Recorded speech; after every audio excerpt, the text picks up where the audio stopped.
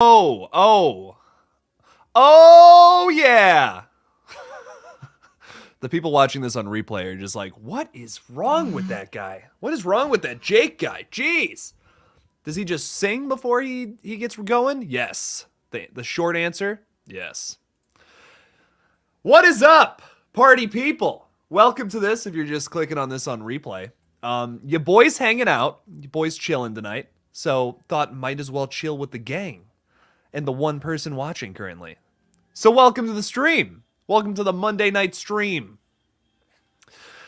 Oh boy, we got a few people already in the chat. Here we go. What is going on, Nick?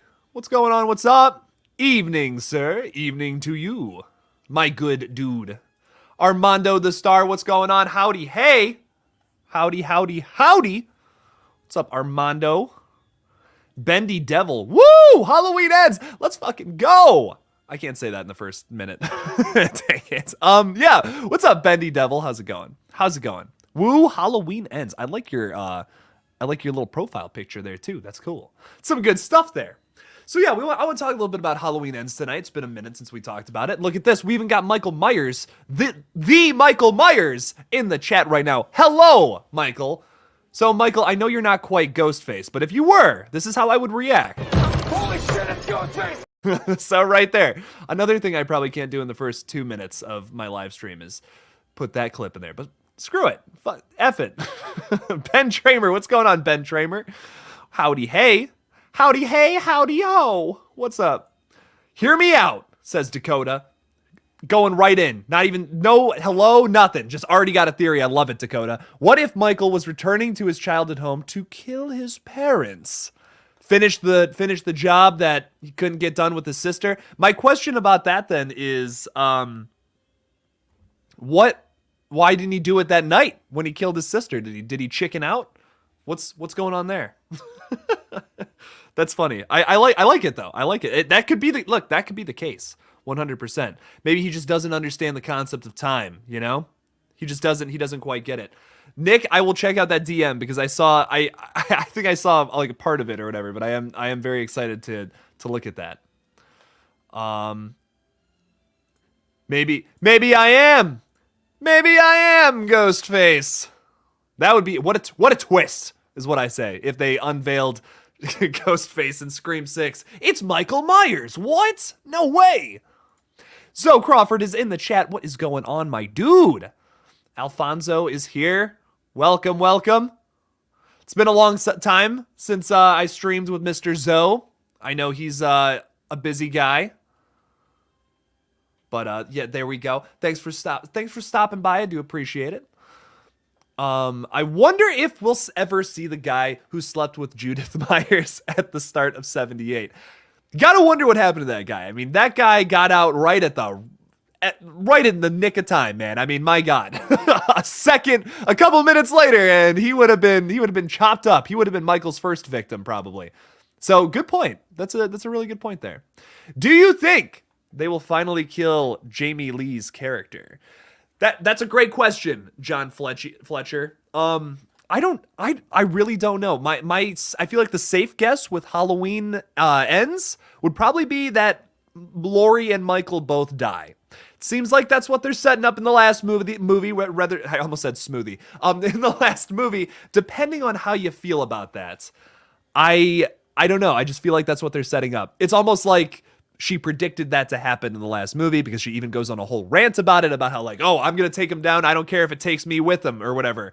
I'm totally paraphrasing, but I think you get the point. I think she's going to die taking out Michael, defending her family. Honestly, I kind of want it to be a little darker, honestly. Is that messed up? Is that messed up that I want the ending to be a little darker? I want Laurie Strode to die defending her family, but maybe her whole family like is dead or something along those lines. And maybe she actually, okay, here's what I would rather happen. Let's start fresh here. No one's dead yet. Everyone's fighting. Michael kills Allison and like literally everyone else, the rest of the cast. It is just Laurie Strode versus Michael Myers, and she takes him out, and the guy's finally dead. Laurie Strode is now by herself in this world. No Hawkins, no Allison, they're dead. How upsetting would that be? That would be wild. That would be absolutely wild. What I do think is that Michael is going to say something. Say something, Michael. in Ends. You know, that's one of those things where I feel like it's like, are they setting that up, or are they kind of setting, like, what are they setting up with that by having these characters say that they want Michael to say something? I feel like it's not setting up the fact that Michael is actually going to say something. I feel like it's setting up the fact that there's a lot of people that believe Michael is so much more than just an insane dude killing people, but he's not. And that's what how I've always felt about it. I'm gonna be kind of disappointed if Michael Myers actually does say something, because we've seen that already, and let me tell you, we didn't like it. At least I didn't. I don't speak for literally every human being. Some people were like, hell yes to Michael talking. So I don't know. What's going on, Easton Plays? Welcome. Hey, Jake, have you seen Firestarter? If so, what did you think of it? I hate to say this about any movie. I hate to say this. I really do. But like, what a waste of time, man. I mean, the score was amazing. The music from John Carpenter, Cody Carpenter, Daniel Davies, fantastic. 10 out of 10 music. I loved it. But man, like, the plot was all over the place. The dialogue was super cheesy. Did not love it. Firestarter was like 2 out of 10 for me. I don't know. Kind of a disappointment, if I had to say so. Liam says Michael's cave is discovered by a group of kids/teens in a foresty area around Haddonfield who notice small animals disappearing weekly. I love this idea, Liam. I briefly talked about that in a theory a long time ago about like Michael living out in the forest somewhere, living in a cave. I think in Illinois I had looked it up, and there's a bunch of cave systems running through there. So it would make sense. It would make sense if that was the case. I love the idea of them noticing small animals disappearing. Like, there used to be a lot of squirrels around here, and now there's not. Interesting. Wonder what happened to all those. Just listen. Hear me out. Michael Myers bites into the back of a squirrel. Like, that would be awesome. That would be so depraved. Like, don't show his face. Just show, like, maybe he brings the mask up, like, just over his nose a little bit. He catches a squirrel like that, and it's like, it's squirming around in his hands, and he just bites into it. That'd be so messed up. Oh, that'd be so upsetting. Like, that's like one of the first things you see. That's the first shot you see of Michael again in the movie, and it's just like, oh, God. What a way to start the movie. Jeez. Christian, what is going on? If Michael Myers says one word on his deathbed, what do you think it would be? I feel like anything would undermine it, you know? Like, anything would undermine his existence if even if he says, yo, what's up? yo, what's up? Like, I don't know. I don't know, man. Not vibing with it. What is going on? Oh, I already talked to you, Christian. But what's up? Hi again. Titan, though, still have not watched it. I know. Christian, I promised you I would watch it, and it's on the list. I will watch it tonight as soon as this live stream is over. I have some time. Watch first thing. This is a priority now. This is a priority. I promised Christian I would watch it, and I have not had the time to do so yet. We've been filming Red Right Hand, if you guys are unaware. So, yes, I've been a busy man, busy boy. Let's be honest. I'm a child at heart. Shazeb Malik is here. What is going on, Shazeb? We were hanging out Sunday doing the photo shoot for Red Right Hand, and we're getting filming, getting going all that, getting it started. So thanks for hanging out, Shazeb. Hell yeah. Good stuff. Imagine if the movie ends with Michael walking in the woods and meets Jason. It's actually all these new movies are just set up for Michael versus Jason playing in the sandbox in the woods. That would be great. What do you want to see more, Scream or Halloween? Well, I'll be seeing Halloween real soon, man. Halloween's not too far away, guys. Like, that's another thing. We are right around the corner from this, pretty much. So, right after summertime, we get Halloween. There you go. And to quench your horror thirst in the meantime, we have a lot of good things coming. We have a lot of good things coming this summer. This week, we have Men from Alex Garland, an absolutely incredible director. Very excited for that. We have Stranger Things 4 coming at the end of the month. We have Nope over the summer. We have a bunch of stuff coming in June between Cronenberg's new movie. We also have a new movie from Chloe Okuno, Dashcam, which I have an early screener of, and I still have had not the time to watch it, but very excited to watch that. So there's a lot of good stuff in the meantime to quench your thirst. But Halloween Ends, coming out October 14th, if I remember correctly. Yes, I think so. Yeah, that's a Friday. Trying to remember the Friday. Michael's face will be shown in Ends for sure. I think so. I think we've been getting these like really obscured shots of his face, and Halloween Ends, we probably got the best one yet. We probably got like the nicest shot. I gotta look this up because if I got that date wrong, it's gonna bug. It's literally gonna bug me the rest of the night. Like it's actually gonna be. I'm gonna be like, nope, it wasn't the 4th. It is the 14th. Get wrecked. There you go. I love Scream, but the formula is tired. They need to switch it up and do something new. I agree, Liam. I agree. We need to do something new. Victor Cruz says something we all like around here, to reference a scary movie. What's up? What's up? What's up? Good stuff there. Good stuff there. What is up, Thrill Seeker 58? Jake, your opinion, since David Gordon Green did such a good job with the Halloween series, do you agree his next project should be Leprechaun? That's an interesting segue there. You went from David Gordon Green to Leprechaun. All right, I like it. That's interesting. I like that. I like that a lot. My thinking is since David Gordon Green has already signed on for the Exorcist trilogy. An Exorcist trilogy, a whole 3 new movies of Exorcist films. I don't know, man. I'm not a fan personally. I don't think The Exorcist needs 3 more movies. I think there are plenty of horror franchises out there where you can implement a whole new trilogy. Totally down for that. Would love to see that. Not sure why Blumhouse is putting their focus on something that definitely does not need new movies. I don't know. That's just my opinion. But I also feel like David Gordon Green's style just doesn't really work with The Exorcist. I don't know. I just don't see him. Why implement humor into that franchise? Of all franchises that you could implement that kind of stoner comedy humor to, just don't feel like it's going to vibe there. But I don't know. Dude, listen, if I'm wrong and it's amazing, it's the best Exorcist film since the original, that would be fantastic. I would love for that to be the case. I really would. But I don't have high hopes. Oh my God, Ghostface was Michael all along. Or was it? Or no, there was a Michael. There's a Michael, there's a Ghostface. There's both. There are both. There's both here. I like it. What's up? I like scary. What's up? What's up? Welcome to the stream. Thanks for hanging out with me. I appreciate it. I know this isn't horror related, but the 27 See the Bob's Burgers movie, the TV show, is so good. Best show of all time. I love Bob's Burgers. Bob's Burgers slaps. I hope the movie's good. I hope it's good. Something I will say though, this is kind of horror related. That kind of has to do with the Bob's Burgers movies, but also kind of not. The people behind Bob's Burgers are doing the new Deadpool movie, which is interesting. Like they're writing it, and I don't know if I like that choice or not. I'm gonna stay on topic with Halloween Ends. I promise. But this is something I wanted to throw. I've been wanting to throw out there. I can't really talk about it on my horror page. Eventually, I will. Start my other page up where I just kind of talk about whatever. But for now, I don't quite have that. But what if I don't want Halloween to end? I don't want it to end either. I don't either. I do not. Listen, I think that right here it's got to end. But in 5 years, we'll bring it back. There'll be more Halloween. There will be more. There'll definitely be some more. They're not just gonna drop this thing and be like, yeah, we're done with it. This is the definitive end. Everyone wants a piece of this pie. Trust me. I think every studio is coming up with their own scripts already, thinking about, well, what can we do with Michael Myers? So we'll get something not too short after this, is what I'm thinking.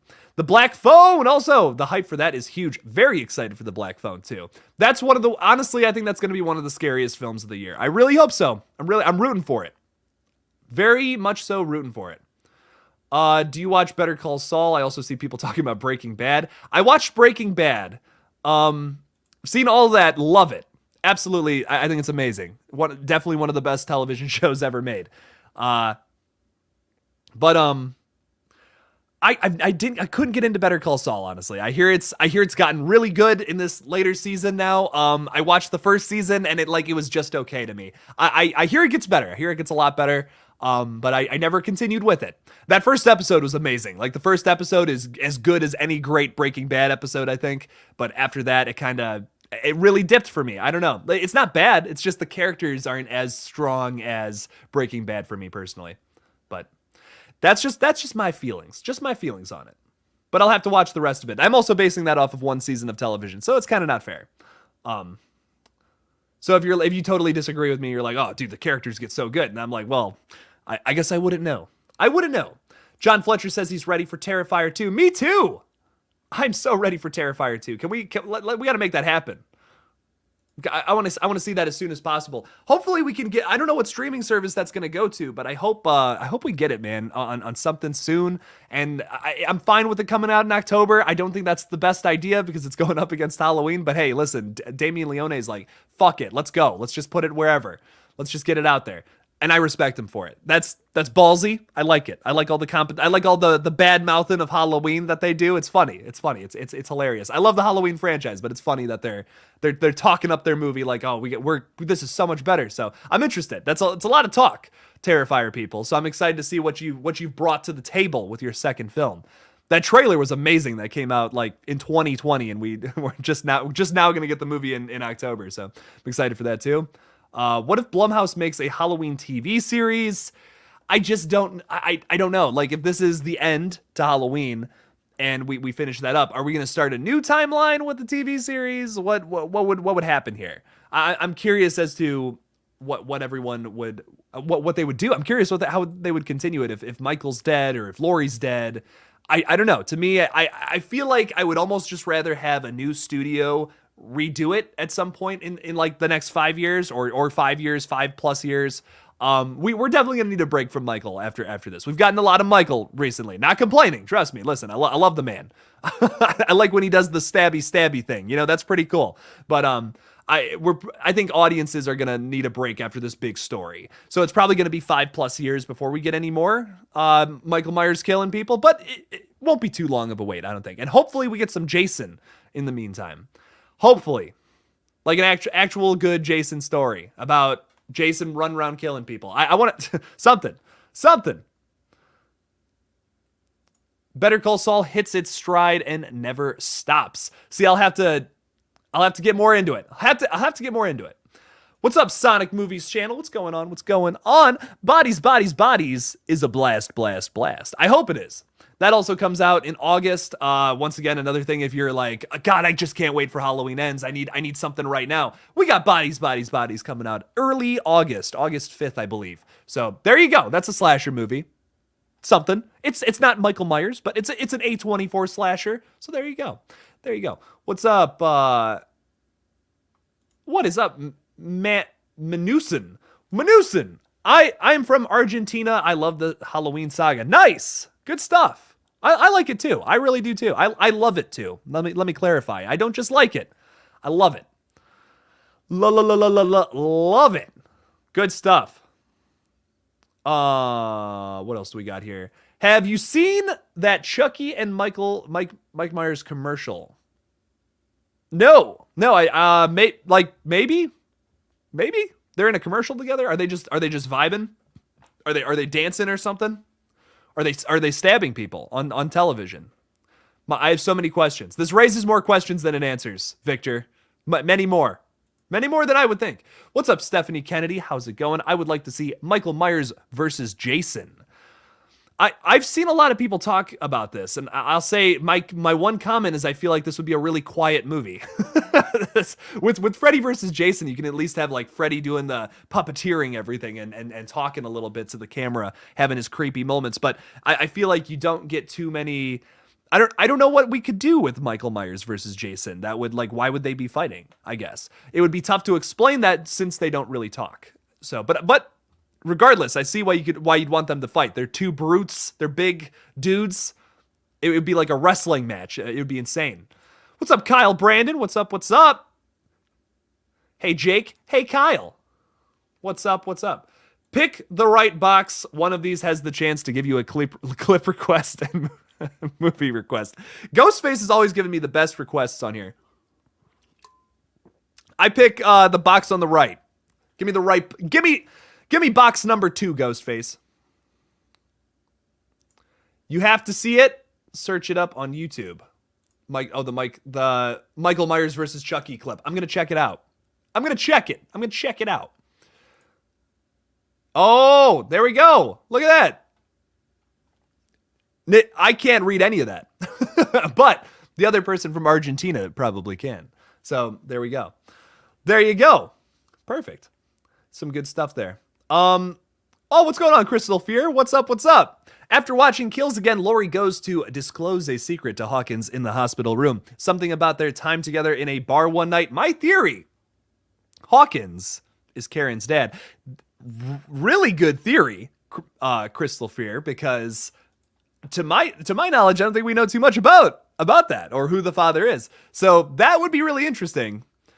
My question, though, would be, why does Karen not say anything to Hawkins when they're in that hospital room together then? But regardless, good theory. I'm curious as to, or maybe she doesn't know or something like that. I don't know. Interesting. That's something to think about, something we can expand upon in the next movie, because there's clearly something going, like they were very clearly establishing something between Hawkins and Laurie in that last movie. So that's going somewhere in the next film. Could that be it? Could that be like, oh, hey, they had a fling. They got a little, put on some mood lighting, a little red lighting, and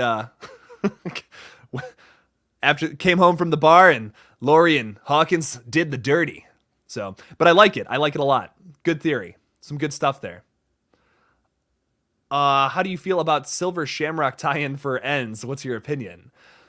Dude, I don't want, like, I don't know if that would work. Like, what? Like, Michael's mask the entire time has been from the Silver Shamrock Company. I'm down for some Easter eggs all day long. Like, if they want to have like a commercial about Silver Shamrock has made, oh, check out our brand new masks or our brand new toys. We have a video game now on PlayStation 5, something like that. I'm down for that. But if it's a massive plot point that it's like, oh, Michael Myers is being controlled by the Stonehenge and all, like, I don't know, man. That's like, for this timeline, feels out of place, right? Because we've been trying to make it more dark and serious and a little more rooted in reality, a little more, because of course it's still, it's still Halloween. It's still going to be outrageous, still silly and crazy. But are we going that route? I don't think so. I feel like this is much more about the trauma that Michael Myers inflicts on other people, which feels a little more real, which is why I think I like it so much. I think that's why I like this timeline. I kind of don't want them to go as sci-fi and supernatural as possible, because I kind of like the fact that it's like, he's just a dude. He's just a crazy dude stabbing and killing people. I would love to meet Robert Englund. Freddy used to scare me when I was a kid, and so did Michael, especially the music. Yes. Freddy's scary when you're a kid. That's a good point. I feel like as you grow up, he's not as scary. He's silly. He's funny. Freddy. I want to hang out with that guy. I want to put my arm around him, sitting at the bar. What's up, Freddy? How's it going? I don't think I would hang out with that guy. Actually, no, he's kind of gross.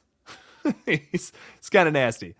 Do you reckon we will get the old school babysitter teen kills? Halloween Kills didn't have teen do you want to see more younger people die, Kyle? is that what you're saying? He didn't kill the baby was right there. He didn't kill the baby. Come on. Missed opportunity. No, I'm just messing with you. But I see what you're saying about like going back old school, and that's something I feel like we're gonna see in Halloween Ends. I want to see Michael Myers stalking people a little more in this next movie. Like, yes, do I want that opening scene where it's Michael Myers in the forest and he bites into a squirrel, like I was talking about earlier, or a rat or something? He's living in the sewers, he's living in the forest or something. Sure, like that would be awesome. But then give us a good 20-25 minutes of exposition where you show the town of Haddonfield, and maybe you're getting shots of like Laurie getting stalked by Michael, and maybe she thinks it's just a hallucination, something like that. It's a callback to the original. Something I love about that film is we really don't get anything super gory or violence until like an hour into that movie. It's like that's when the kills start happening. It's a lot of exposition, it's a lot of buildup, a lot of stalking scenes, and then we get everything and it's crazy. So I would like to see that. For the next one. Is Jake making some new music for Red Right Hand? I would love an instrumental version of Nick Cave. So I don't think I'll be doing the music this time. I want to, that theme I wrote for the last one, I want to kind of give that to somebody else who actually knows what they're doing. But we do have that cover of Red Right Hand we're going to implement into the movie. So we also have some more original songs. I think I talked a little bit about it. We're going to do, I don't know if I talked about it or not. We're going to do a cover of About a Girl by Nirvana, since the last Batman movie inspired that, not going to lie, to do a Nirvana song. And I've always loved their the Nirvana's first album. If you want to know what this film is going to feel like, imagine the first Scream mixed with the vibe you get when you listen to the first Nirvana album. Like, it's really dirty and messy and messed up. I would like to mix that feeling with the original Scream. That's what Red Right Hand is, essentially. So it's going to be a lot of music that sounds like that. I think we might have a Slayer song in there. We have a lot of weird music that we're putting all together. It's going to feel the way that it's shot. Like, there's some found footage. There's not a whole lot of found footage scenes, but there's some found footage moments where you get behind the camera and you see what they're filming and all that, but then it goes cinematic, and then it's all like pretty and shot all gorgeous with wide shots of the landscape and all that. We like I said earlier, this past weekend, Bleach is their first album. Yes, I don't know if I said that or not, but yeah. So this past weekend we started filming. We did like a little photo shoot yesterday. But yeah, no, it's we're getting going on it. I'm very excited. I can't wait to give you guys a final product this December. So. Good stuff. What else do we got here? What else do we got? What if Halloween was based on a true story? Have you ever seen what's the name of that movie? The Behind the Mask, the Leslie Vernon story or whatever, where it's like all the slashers are real. They're all actual killers. It's like a real thing, and then it's just like, oh my God. Like, and then Leslie Vernon is like an actual like serial killer trying to be like a Jason, like a Michael. It's a really good movie. Highly recommend. Highly recommend. Some good stuff there. Right box, give me the Stu clip. Give me a Jill clip. Give me a clip of your choosing and a Hello Sydney clip. I'm working on it, Ghostface. I'm working on it. I've been, like I said, I've been very busy this week. I have a lot of Red Right Hand stuff to do Tuesday and Wednesday, but I will get around to it. I'm gonna get you a Jiller Killer clip for the Jiller Killer. He did kill that young boy in 2018. Hey, at least there's that. He walked past the baby though. I'm just kidding. That's so messed up. That's such a messed up. If someone's dropping in this stream right now, they're like, what is wrong with that guy? He's talking about babies and Michael Myers. God. I'll be up your way in July, Cedar Point, baby. Nice, Kyle. Fucking love Cedar. I haven't been to Cedar Point since before the pandemic and all that. Love it. Fun, very fun place. Good, like one of the only fun places in Ohio. Bleach album is very dark and eerie. Yes, we'll be using another song from that album as well, but I don't want to give that away quite yet. So, hey Scott, do you think Michael will live? I really think Michael's dying. I really feel like Michael's dying. How do we feel in the chat? Like, is Michael alive? Is like, and roll credits on Halloween Ends. Is Michael still alive or is he dead? I feel like Halloween can't end unless he's dead, but also you can't kill the boogeyman. So there's an argument here. I would say I'm leaning towards one side. Like, I think I want Michael to die, but I can also see them like, showing his hand twitch or maybe Michael's gone at the end. That could be messed up. I talked a little bit about how if this all this radio tower mumbo jumbo is true, and we have Laurie jumping off of the radio tower, tackling Michael onto the ground. Maybe Allison looks down and it's like, oh my God, they're both dead. Like, it's finally over and all that. Then they go to get up and leave and Michael's gone and Laurie's dead body is still just laying there. How upsetting of an ending would that be? But also, like, at the same time, I would just be like, what? Like, oh my God, like, what an ending. What an ending. I almost couldn't be mad. I'd be so blown away. I'd be like, I don't even know if I'm mad. Maybe like a day later, I'd be like, okay, that kind of sucked. But in the moment, my jaw would drop. And my mind would be blown. What's up, Drew? How's it going? What's one thing you want from Halloween Ends? Asks Drew. Well, I would say if there's anything I want from Ends, I definitely, I had this, I've always been saying about Michael, I want to see him a little more brutal and not in the way that Rob Zombie did it. Like, just a little more like relaxed with the storytelling itself, but with the brutality of Michael, give me a more brutal Michael. Give me some epic kills, him just murdering like a shit ton of people all at once. We got that with Halloween Kills. Now I'm kind of craving to go back to how that original movie feels, where it's like It's a slow burn. We're getting these like stalking sequences. We're just getting these little moments where you kind of see Michael poke out of a bush or something. like he peeks around. He's just peeking around. He's stalking Laurie, and maybe Laurie thinks it's like a hallucination. You know, she's like, he's gone. He's dead. Let it go. Let it go. That's nothing. Don't worry about it. Enjoy your life. But oh no, Laurie should have been a little more, uh-oh, what's going on? Oh God. And then finally in the third act, that's when Michael starts killing. I feel like that would be a little more interesting of a movie because even in 2018, Michael starts getting to the killing real quick. So I kind of want to see a little more stalking sequences in the next one. I've heard a lot of people talk about that. That's what I want. More stalking, creepy factor. 100% agree. Like, yes. That's what we need. After that, to do a counter to that last movie, now let's tone it back a little bit. Give us a more story-driven Halloween movie where the guy's just stalking around. That's what I say. Doctor Strange comes through the multiverse of madness and kills Michael. Yes. No. Totally kidding. Jake, heavy theory. What if Kirby is actually Ghostface in Scream 6, and after the events of Scream 4, she got the excitement from the near-death experience and put the Ghostface mask on to try to relive all that?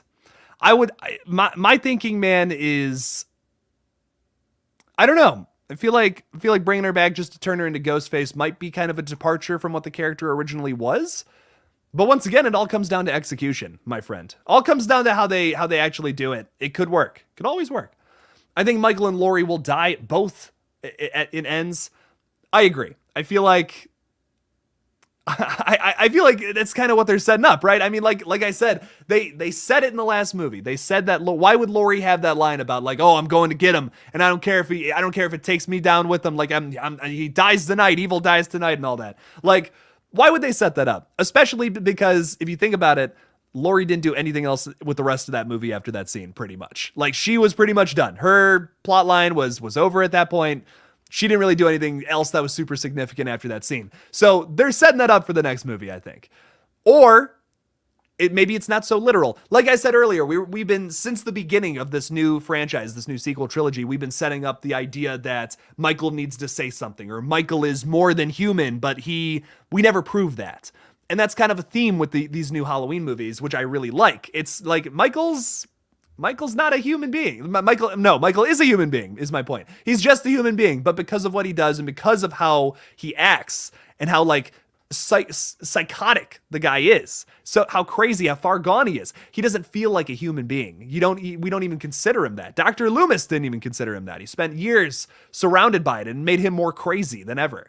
It's a really interesting idea, and I genuinely think that that's what they're setting up with all this. They're setting up that he's just a regular dude. They're just everyone else around him is like trying to make up crazy theories to explain it, to make it make more sense, but it doesn't. It just doesn't. It's one of those weird things that just exists. That's what's so scary about Michael, I think. And that's what I think is great about this new that's why I think it's so great about these sequel movies. It's great. I don't know, it's cool. It's a really different avenue to take the character down, I think. James Kalia, one of the channel members, is here. Welcome, James. Thank you so much for being a channel member. I appreciate that. I've heard some chatter of Joshua Jackson returning for Scream 6. Possibly Richie's father. Richie's father! Just like, let's have a scene where Mickey's dead body comes in and says that. It was Richie's father! I don't know, man. I kind of don't want any parents in the next Scream film. I know, listen, we're staying on topic with Halloween, like I said, but I just don't know if I want to. I don't know if I want any more parents in a film that is probably going to copy a lot of things from Scream 2. So it's my thing. It's my thing. Still want to see Busta Rhymes kicking butt again. No one can deny that is the. I can't even read, Nick. I can't even read that. And the most amazing confrontation with Michael Myers. Yes, of course.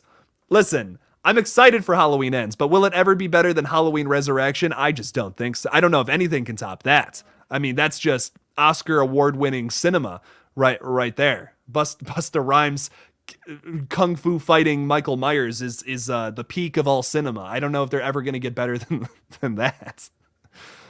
Oh, yes. Okay, I'll have to add that. So I'll have to add some Thanksgiving clips because That's a you want to talk about peak cinema right there.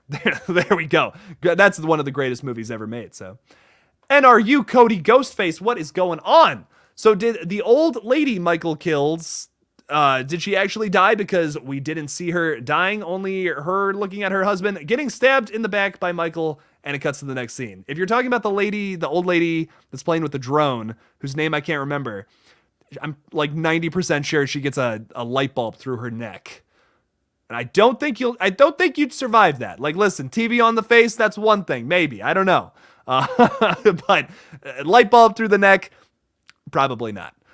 I think she's a goner. What a kill, by the way. What an inventive. Listen, Halloween Kills, love it or hate it, lived up to its name. I mean, we got some of the best Michael kills, I think, from the entire franchise in that one movie. So it's kind of hard to say it's definitely the worst, you know? I don't know.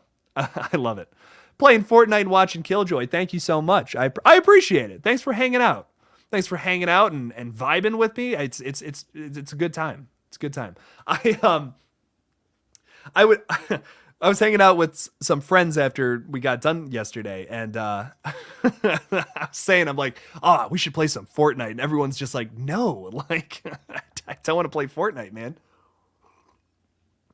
I haven't played that in years. Haven't played that in such a long time. But yeah, with Halloween Ends, though, I'm very excited for it. I think it's going to be good. Honestly, I think it's going to be a good film. Is there going to be a lot of kills in the film? I don't think so. I want to hear what the chat has to say about that, though. Do we think there's going to be a lot of kills in Halloween Ends? Feel like it's going to be less than half from the last film. Like, it's not going to be that many. It's really not going to be that many. I feel like it's going to be a much more story-focused movie. That's what we need at this point. We got, like I said, we got our thirst satiated with our bloodlust. We got our bloodlust fulfilled with the last movie. We got to see Michael in one of the most brutal forms we've ever seen him ever. So now in the next one, the next one, I want to see more story focused, much more focused on like these characters that we've already had established. I also want to just see like Michael Myers stuff. I know I keep saying this, but like we haven't gotten a whole lot of that. We in the last movie especially, not a whole lot of Michael Myers stalking people. Even in Halloween 2018, we didn't really get a whole lot of that. I just think it's so well done in that first movie, and then not really in anything in any of the other movies. So,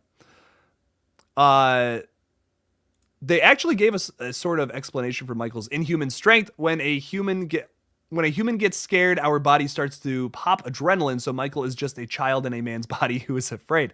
There you go. There you go. That, I mean, mentally, yes. You know, that's where he's at. So that does make sense. If you hit 15K tonight, you have to shave your head. Deal. One deal. Like if somehow, if some miracle, by some ungodly miracle, 15,000 subscribers, sure, that'd be awesome. Here, to defeat a Wishmaster, make one gin trap forever in the red jewel and no what? Wow. Okay, here's what I would do, says Patrick, to defeat a Wishmaster. Make one which will have the djinn trapped forever in the red jewel with no way out possible. So wish... that's very complicated, Patrick. So wish for someone to be trapped in the red jewel with no way out possible. But see, that's the thing. Well, if you had a genie that you could... anything. They could do anything for you. You would try to use that to your advantage. But of course, it's always going to come at some kind of horrible price. Possibly your death. Oh... Playing Dead by Daylight, watching KillJoy. Nice, Kyle.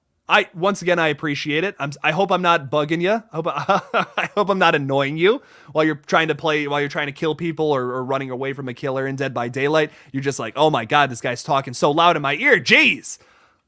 Regardless, I appreciate it. Do you think we will get a chase scene in a Halloween film? That's interesting. Because Michael doesn't really chase people, right? He kind of he slowly stumbles after people, and you can run away from him. I mean, you can honestly get away from the guy pretty easily. It seems like he either goes after people most of the time without them knowing, but yeah, I don't know. That's a good question. Glad to catch you on stream on my birthday. Cheers, man, making the world a happy place. Well, thank you. If it's your birthday, happy birthday, Eyes Free. I hope you have a fun birthday. I hope you're having a good time. I hope you're having a good enough time to where a more fun time than listen to this idiot talk. Regardless, I appreciate it. Thank you so much for stopping by the stream. Eyes free. Thank you. Thank you. Thank you. Craven is sick tonight, so I decided to go live and go crazy. We were gonna go live tonight, and I was all ready for it. I was preparing, and now I got all this energy, and here I am. So men will be better than stupid Downton Abbey. Okay, did I just see a trailer for a Downton Abbey movie? I could care less. I could absolutely care less about that. But yeah, men will probably be better, I would say. Personally, just my opinion. Andrew says he's organizing his movie collection while watching KillJoy. Nice! Good stuff. I just organized my movie collection a little bit too. That's funny. I used to organize my horror movies separate from my like the comedy movies and like literally everything else. But then I just said like, what's the point of that? So I just put everything together. So there we go. What else do we got? Can Laurie Strode finally help give Haddonfield the long-wanted peace once and for all? There wouldn't be any more movies if there was peace. That's the thing. That's the thing, though. There would be no movies if there was no Michael. Can we do a slice of life in Haddonfield? Probably not. I would not. I don't know if I want to see that. But like you make a good point, though, because we'll probably get the end of Halloween and Halloween Ends. Kills lived up to its name. I see Halloween Ends doing the same thing. I know a lot of people didn't love Kills, but I feel like it's important for this one to actually end it. You've already promised me that. Don't try to subvert my expectations or something along those lines. Give me the end. Show me the end of a timeline for once. Let's try that out. Let's see what happens. And if we hate it, we can always start fresh in 5 years. There's that. Nate Blanche, what is going on?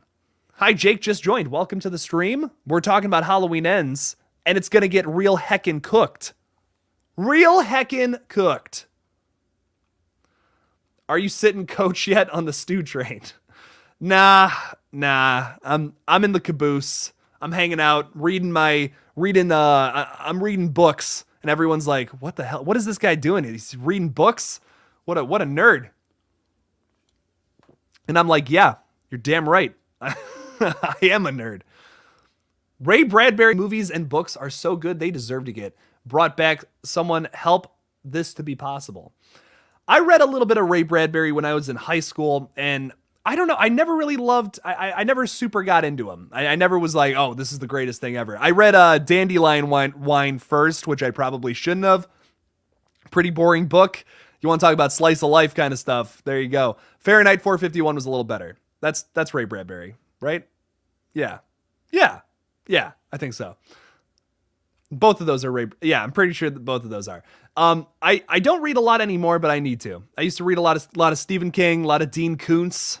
Any Dean Koontz fans out there? Probably not, but yeah, used to watch a little bit here. Used to read a little bit here and there. I have to organize my film collection ASAP. It's not a good thing having the House of a Thousand Corpses next to Toy Story. No, especially if you're asking a kid to go choose something. Hey, go watch something. Do I like Toy Story? What's House of a Thousand Corpses? Let's watch that.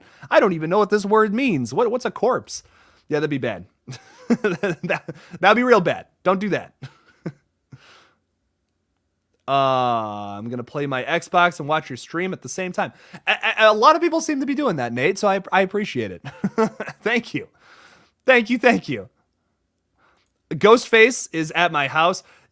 I feel like if that were to happen, Ghostface, I would turn around and I would say, holy shit, it's Ghostface! Like, probably. I actually also might be driving around in my Ford F-150 and then just scream this out the window when a bald eagle flies by. America, fuck yeah! One or the other. One of those things. I'm really abusing the clips. I'm really abusing it, but it's too fun. It's too fun. What's up, horror gang? HG, what's up, bro? New to the channel, and I have a horror channel of my own. Nice. I hope you're killing it over there. I hope you're having as much fun as I am. But yeah. So those clips threw me off. I'm still laughing about all that.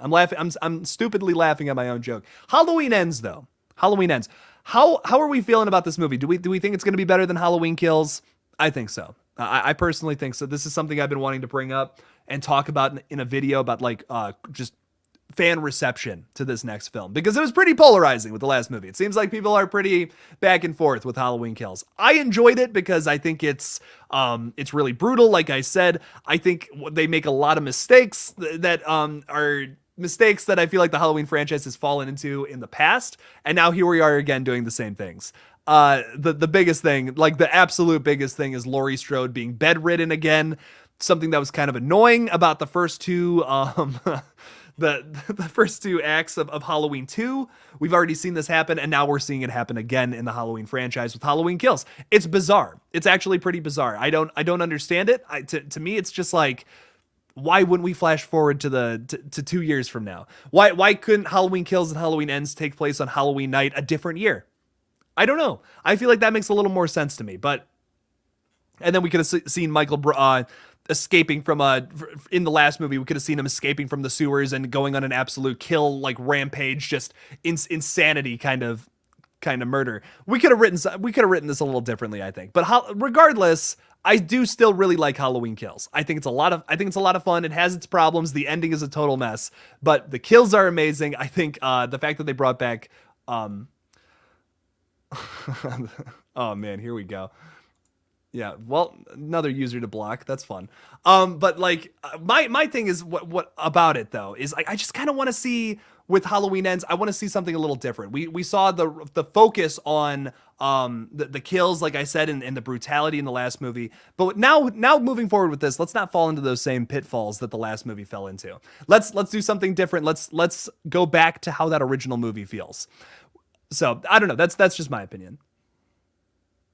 Evil dies tonight clip. Yes, we do need that. I feel like people would riot though. People would actually riot watching my stream. Like, that's the worst part of the movie, Jake, and now you're just using it over and over again. God. Do you That's funny. Do you like Season of the Witch? Yes. It's amazing. If you watch that movie expecting a Halloween movie, you're gonna absolutely hate it. But if you watch it as just a standalone 80s sci-fi horror movie, it's phenomenal. It's a 10 out of 10. I love it. Season of the Witch is amazing. Uh-oh, here we go. We got a back and forth going on now. Ghostface coming up to the ring saying, why are you making a stream about stupid Michael? Make it about me and you'll get more people watching.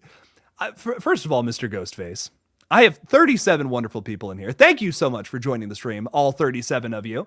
And I don't know, Ghostface, that's some mad smack. Michael, do you got anything to say about this? Because I know there is a Michael Myers here in the chat somewhere. Gonna have to defend yourself here, Michael. Going up against Ghostface. Put them dukes up. Now, this is an interesting comment. Blade versus Morbius would be a badass death battle fight. They're both vampires. Yes.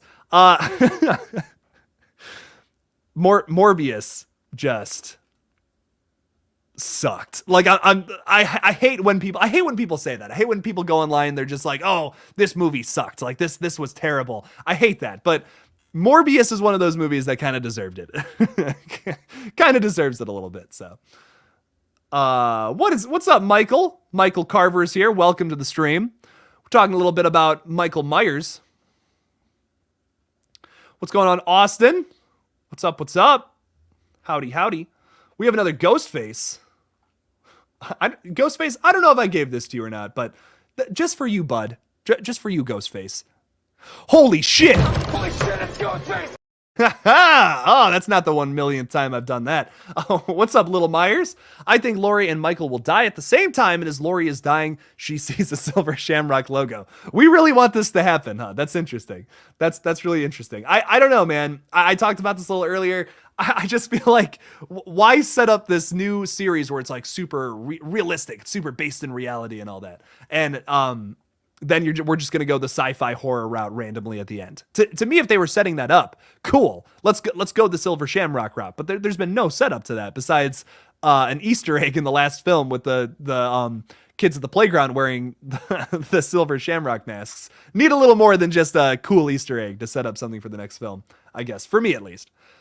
Carter Scotland Allen is here. What is going on, my dude? I don't care if Laurie lives or dies. Is that bad? I just want a good confrontation and an actual conclusion. So What do we think about that? What do we think about what do we think about Laurie living or dying? Do we care? Does anyone else really care about that? About Laurie living or dying? I personally, I kind of do. I think it's important, depending on how they do it. Because I understand how you feel though, because I feel like we're not as attached to Laurie Strode as we are to some other final girls. Like for example, oh my God. Like Sidney Prescott. Like if Sidney Prescott died, the internet would riot. People would be up in arms. It would be a whole thing. But with Laurie Strode, I feel like it's also kind of a similar situation, because you can't just kill her at the beginning of the movie, and we learned that the hard way in Halloween Resurrection. To me, I feel like you can't just kill her. If you're gonna do it, set it up correctly. Make it something that's nice towards the end of the film.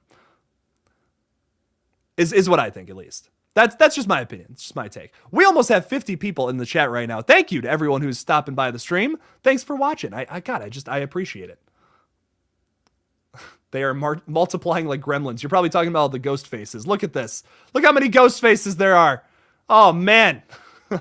Watch Laurie give Michael the finger and push him off the tower.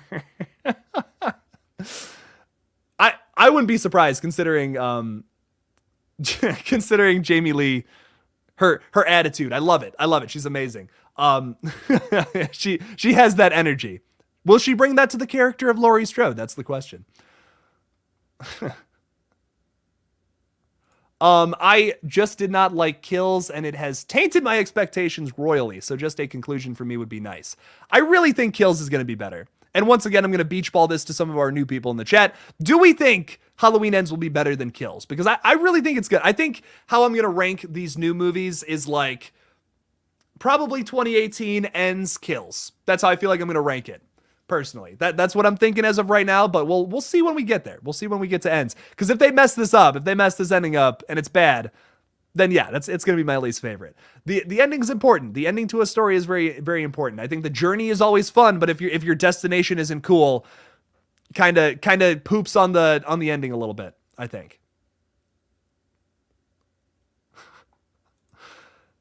Sorry, Jake, but I wouldn't be a fool to reveal myself like this ghost face over here. I wouldn't expect you to. I wouldn't expect you to do that. Don't give away your identity. You probably still have a lot of murders to commit. So there you go. Laurie is the survivor. She wants peace to go on with her life, to end this horror for good. Yes. But is that what's going to happen? Is that the real life version of what would happen in this situation? Because I don't know. I feel like it's going to be a bittersweet ending, man. I feel like it's not going to end like super happy. It's going to be a bit dark. It's going to be a bit upsetting what we get at the end, I think. It's not all going to be butterflies and rainbows and Laurie and Allison are just going to hop away into the sunset. Oh, yeah, everything's great. Everything's fantastic. Oh, boy. No.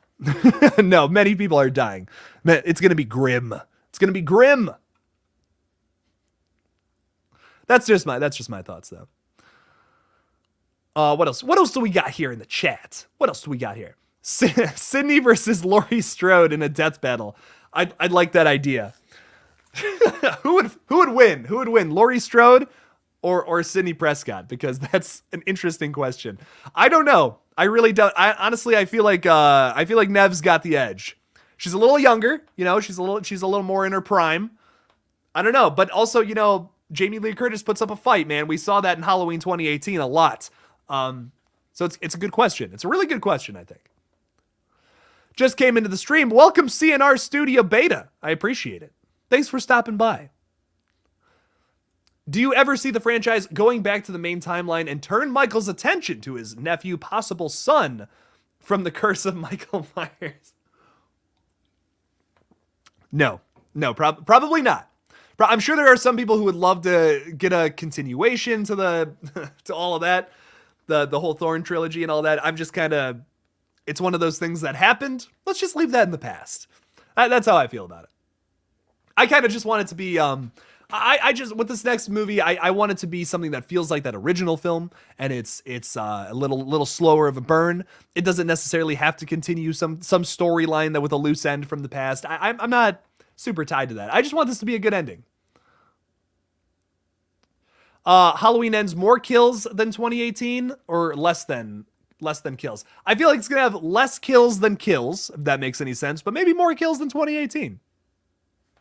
Hot take. Or maybe less. Because like I said, I kind of, more than anything, I kind of just want a slow burn movie where it's a lot of stalking shots. It feels like that original film. You're seeing Michael around corners and shit, and Laurie's seeing it, but like, she thinks she's hallucinating. She's like, oh, it's happening again. You know, I gotta relax. It's been 4 years. Michael's dead. I can't think, I gotta let it go. You know, but then she finds out, oh my God, Michael's still alive. Horrifying. What's going on, Oda? What's up? Welcome to the stream, Oda420. welcome. Do you think Evil Dead Rise will get a physical release? And to that, I say yes, probably. Because also, a movie I've been looking for a physical release on that you just reminded me about, Paranormal Activity Next of Kin. Which, oh, shit, yeah. You can get, yeah, you can buy that. Cool. All right.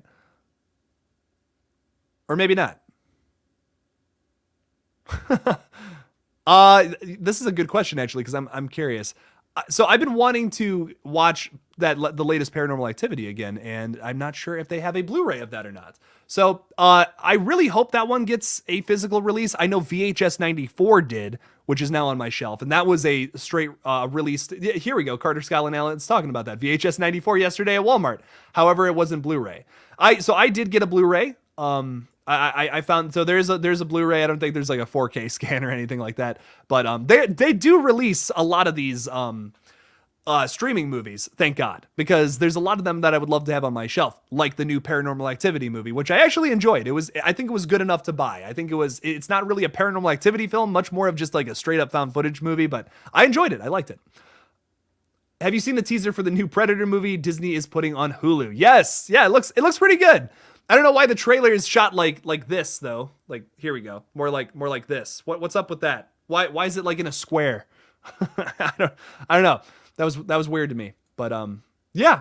It looks good. It looks good. I'm rooting for it. I'm rooting for this movie. I hope it's good. If it's even the shred, even a shred bit better than the last Predator movie, I'll be happy with it. So hopefully that's the case. What if it's all a dream? Says Leo.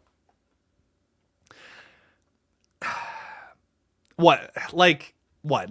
Michael wakes up and, or not Michael, Laurie wakes up and it's like, it was all just a dream. It's the ending to Friday the 13th. Just, there was no boy there. There was no Michael. He's still there. Like, no, I don't think I don't know. I just don't like the dream theory. I'm not really a fan. I feel like it's kind of whack. I feel like it's kind of a whack situation. If they were to make it a dream, why set up everything they've been setting up if they were just going to make it a dream? You might as well just made the last movies like just people stabbing each other the entire time, just total chaotic nonsense, because that feels like more like a dream. And then after that, just explain it. Oh, here we go. We got a fight going on. We got a fight going on in the comments. Why is everyone talking about Michael? Ghostface fans, get the heck out of here, says Little Myers. Uh-oh. I feel some fists about to be going around. I think we're gonna have to. I think Michael Myers is gonna be sending Ghostface a copy. I'll send you a copy. And that would get brutal. That would get real brutal real fast. Welcome to the KillJoy Jake Show. If you're just stopping in, we're nearly at 50 people in the chat right now. Thank you guys so much for hanging out with me on this wonderful Monday night. I know some of you guys have to go work a job tomorrow morning, and I just appreciate you hanging out with me for the time being. So, love the haircut. Thank you so much, Eric. I appreciate it. Just watch some of your old location videos. You have any ideas for some new spots? Funny you say that, because we're doing a Halloween Ends location video come September, so make sure to check that out. It'll probably be out the first week of October, the Halloween Ends locations video, to everyone watching. So it's coming. That's the next one, unfortunately, because I'll be busy this whole summer filming my movie, but then I'll have some time in September to go out to Savannah, Georgia, where they filmed Halloween Ends, and I'll be able to do a little locations video before the movie even comes out. So there you go. But it's coming, Eric. Thank you so much for watching my location videos. I put a lot of work into those, so that really means a lot. Appreciate that. What's up, Jassa? Welcome to the stream. Fashionably late as always. That's all right. You came before the 1 hour mark, and I appreciate that. Oh, what else do we got in the chat here? Patrick putting up the Dukes. Here we go. Just watched Firestarter over the weekend and I was like, meh. Yeah, I agree. I too was like, meh. The entire theater, you know what? You know a movie's not doing so hot when the entire theater is laughing at scenes that they shouldn't be laughing at. So, yeah, I don't know, man. I was cracking up through that movie, not intentionally. Like the movie did not intend for me to crack up the entire time, and there was some whack stuff going on in that film. I don't know. I love the score. Like I said, the score was amazing. Some of the effects were great, but there was some things that shouldn't have been funny that they tried to make funny. And it's like, I don't know about that, man. That's a weird, weird thing to put in there. So imagine if we got a Freddy versus Jason part 2. I would love for that. I talked about that on stream the other night. Would love a sequel to that film. Think that would be a lot of fun. So great show, says Terminator T800. Thank you for stopping by the show and watching. I appreciate it.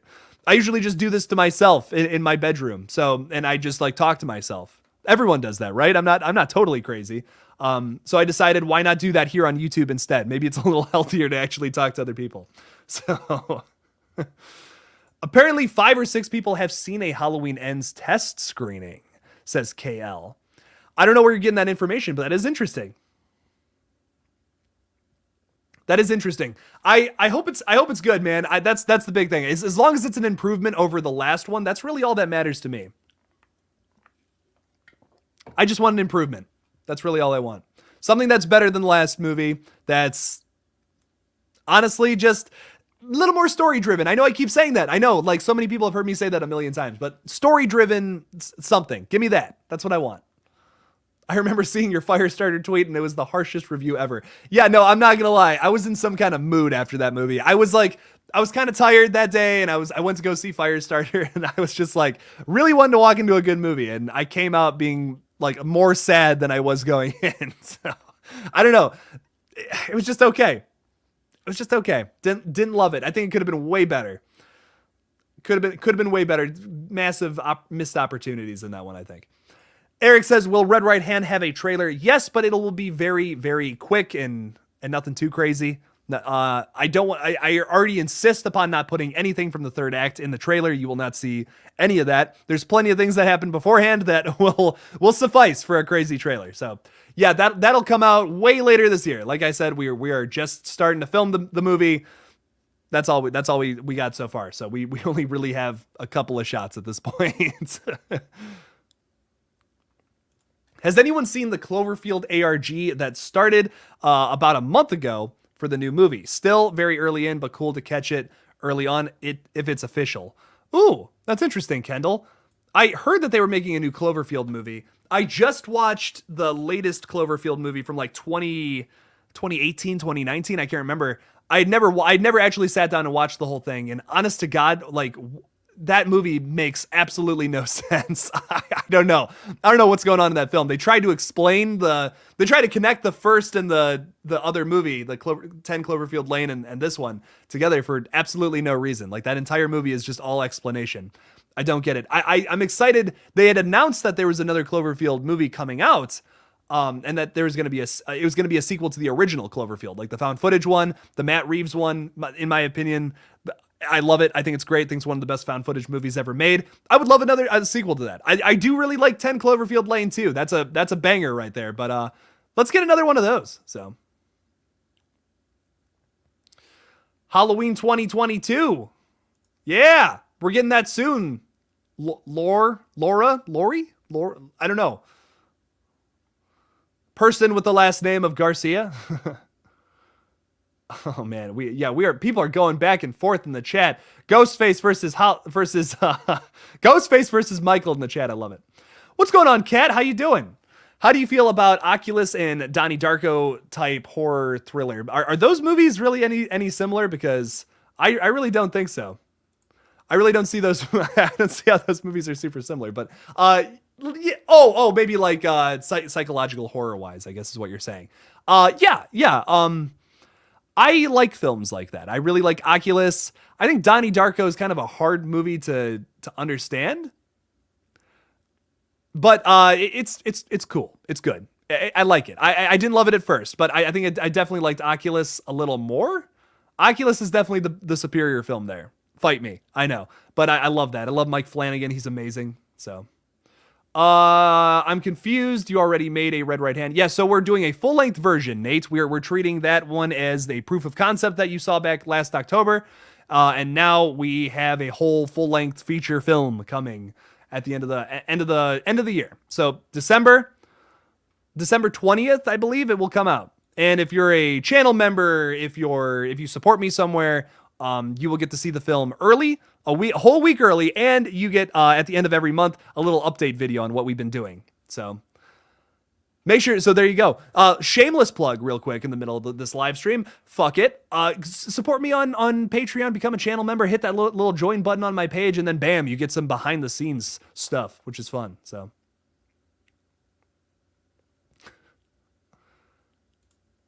Nuh-uh, hot takes all this week. Jake, the list goes on. Oh, man. Throwing some hot takes out there. I like it. Always down for some hot takes. I can't believe Texas Chainsaw Massacre 2022 after Sally, or what's her name, died, and when the sister got the car working, she charged at Leatherface instead of driving away. Yeah, the ending of that one was a bit whacked. I didn't mind Texas Chainsaw 2022. I'm going to be honest, I went into that film with very low expectations. There was so many production issues with that. So to me, the fact that movie was even in the slightest bit entertaining, that's what was impressive to me. I think that's why I actually enjoyed the film. I have yet to go back and watch it. I've only seen it once, but I don't know, man. I don't know. Well, I'll have to watch it again because the ending was really rough to me. I did not love that. I did really like all the kills in that movie, though. Leatherface looked pretty badass. The kills were amazing. The storyline was whack as fuck, but yeah. Cancel your wedding, December 20th, Red Right Hand. Who needs weddings when we can watch a Red Right Hand, a Scream fan film? That's what I say. I'm so ready for that movie. I am literally so pumped. I wish my mods were in the chat, but yeah. Yeah, no, honest to God, something about, yeah, I don't know. I don't even know what I'm saying. Type evil in the chat if you're a Michael fan. Let's go. Let's see. Evil. Here we go. Let's get that. Let's get Ghosty Boys. Throw some Ghosty Boys in the chat if you're a Scream fan. Throw Evil Dies Tonight in there if you're a Halloween fan. Halloween fans are like, no, I really don't want to. I don't want to do that. I'm thinking about making a Halloween 2. What should I do in it? Please reply. Thinking about like making a Halloween fan film or something along those lines, like something like that. Go for it, man. Go for it. Do something. Do your own thing. What do you want to see with Michael Myers? Implement that into your script. Make it something different. Make it something fun. Even if you're like, well, this doesn't really feel like a Halloween movie. Don't worry about it. Go nuts. Be creative. Do your own thing. If you like it, put it out there. That's what I say. Because Red Right Hand, our Scream fan film, is something that's very different from your typical Scream movie. Sure. Does it have horror meta commentary? Yes. Does it have a guy or gal or sometimes gals in a Ghostface costume running around killing people? Sure. It has a lot of cool elements. It has a lot of elements from Scream, but we've also implemented some other things. So there you go. Oh man, here we go. The Bearded Entertainment has just became a YouTube channel member. Thank you so much, Bearded. I appreciate that. Thanks for stopping by. Thanks for being a member. I really, that means a lot. That's how we keep this channel alive. So I appreciate it. Thank you. Bearded Entertainment has just been amazing, by the way. This guy gave me a ticket to go to a horror con in August. Thank you for that. And also gave me a big scoop on what was I gonna say, on VHS 99. So massive thank you to the Bearded Entertainment. I don't know if you guys are subscribed to this guy, but you should. You should if you're not. Ghostface Fanatic with a $10 super chat. Thank you so much, Ghostface Fanatic. What's up, man? How's it going? So are you a fan of disaster movies? And which one is your favorite? Okay, interesting. Disaster movies. So this is a broad term. We're talking about a lot of things here. We're talking disaster movies are just like, is it just straight up like Independence Day style where it's like aliens coming to Earth and they're just blowing shit up like crazy? Because like Independence Day is probably up there. I actually really like that movie 2012 from 2010. I don't actually know when 2012 came out. Did it come out in the year 2012? Probably. I actually really enjoy that. I believe it's John Cusack Cusack. I don't know how to pronounce his name in the lead role. Fun movie. Fun. I think it's actually really well done. There's a Nicolas Cage 2012 movie that's like kind of whack, but that one actually pretty good. Or is it David Duchovny? 2012 movie. I'm going to look this up real quick because I really enjoyed that. That was actually like surprisingly good movie. 2009, it's John Cusack in the lead role. Bam! And Woody Harrelson in that movie. Super underrated flick in my opinion. If you wanted to know Ghostface Fanatic. Thank you again for the super chat. Greatly appreciate it. So, I see Corey is in here. What's going on, Corey? What's up? He likes Dante's Peak. Nice. Why is there no Halloween 3 in every Halloween, like, even in 2020s? So with Halloween Season of the Witch, I can talk a little bit about this. They wanted to do something that was completely different from the last couple of movies. Halloween originally as a franchise was going to be an anthology series where every movie was going to take place on Halloween, but it was going to be a whole new story with all new characters. So that's kind of why they did Season of the Witch. That's why it wasn't just Halloween 3. And they really the reason they did Halloween 2 was because the first one was so successful. Michael Myers was everywhere. It was like, oh, it started this new movement in horror. So they're like, okay, well, we got to do it again against John Carpenter's wishes, who really wanted to stick to that anthology series. So I think, if I'm not mistaken, I'm pretty sure he wrote Halloween 2 in like 2 weeks, drunk off of his ass. So it's an interesting story. I meant like tornado movies, like Into the Storm, like Mother Nature movies. Ghostface Fanatic, thank you again for another super chat. I do appreciate that. Yeah, so probably like I don't watch too many of those, but like I said, probably 2012. I do really like that. I think I haven't seen it in a minute, but from what I remember, some good stuff, some good stuff in that one. I remember it having good effects from what I barely remember about it. So I think it's good. So I like it. I enjoy it. I enjoy it a lot. Independence Day kind of feels like a disaster flick to me. So I also do kind of like that one. So I know it's not really, it's like an alien movie more than anything, but feels like a big budget disaster movie. So, but thank you, Ghostface Fanatic. I do appreciate that. Oh, what else do we got here? Well, I make what? Well, I make videos with puppet. Oh, what the hell? There we go. Okay. Well, I make videos with puppets a little... What? I made a Halloween one, didn't like it. I want to improve. Please reply. Just keep going. That's what I say. Just keep going. Keep going. Keep trying. Don't stop. Just keep going. It's tough. You know, it's tough at first. It's tough. You watch something you made and you're just like, I don't know why I don't like this or not. I will say the best advice if you're trying to write a good story, if you're trying to write something that's interesting, or you're like, oh, like what do I do? How do I make something that's compelling? How do I make something that people want to watch? Watch things that you don't like, because it's much easier to identify something that you don't like and how you can adjust it to make it something you do like, and then rewrite it in your own way. In your own way. So go out of your comfort zone. Watch something you don't like. Watch something you typically are like, you typically say no to that. Watch that. Like, let's say, like, for example, me, I don't really like this movie called The Orphanage. It's like a really big foreign horror movie that like a lot of people talk about. Not really a fan. Nothing that really excites me, honestly. I think it's like, I don't really know why it's a classic. I don't get it. I watched that movie and I took some notes and I said, what would I do differently about this? Like, how would I make this more interesting? And do that with films you don't love that are in the field that you want to try to mess around with. So. When am I going to do the spicy wings video? I will do that eventually. Like I said, I'm working on this movie right now. I'm super busy. Everything's crazy. But eventually, spicy wing video is coming up. It's going to happen. I was sick, unfortunately, when I was supposed to do it last week, I believe. 2 weeks ago, maybe. I can't remember. But yeah, it's going to happen. Spicy wings, horror trivia, going to be a good time. What is going to happen when someone breaks into your house and kills you where you would go between... Okay. Sorry, not responding to that. KillJoy Jake, do you like Halloween Kills? Fuck yeah, I like Halloween Kills. I actually really enjoy it. You know, I said this earlier. I think it has some plot holes and it's got some things that don't really make a whole lot of sense. That whole ending spatially doesn't make literally any sense.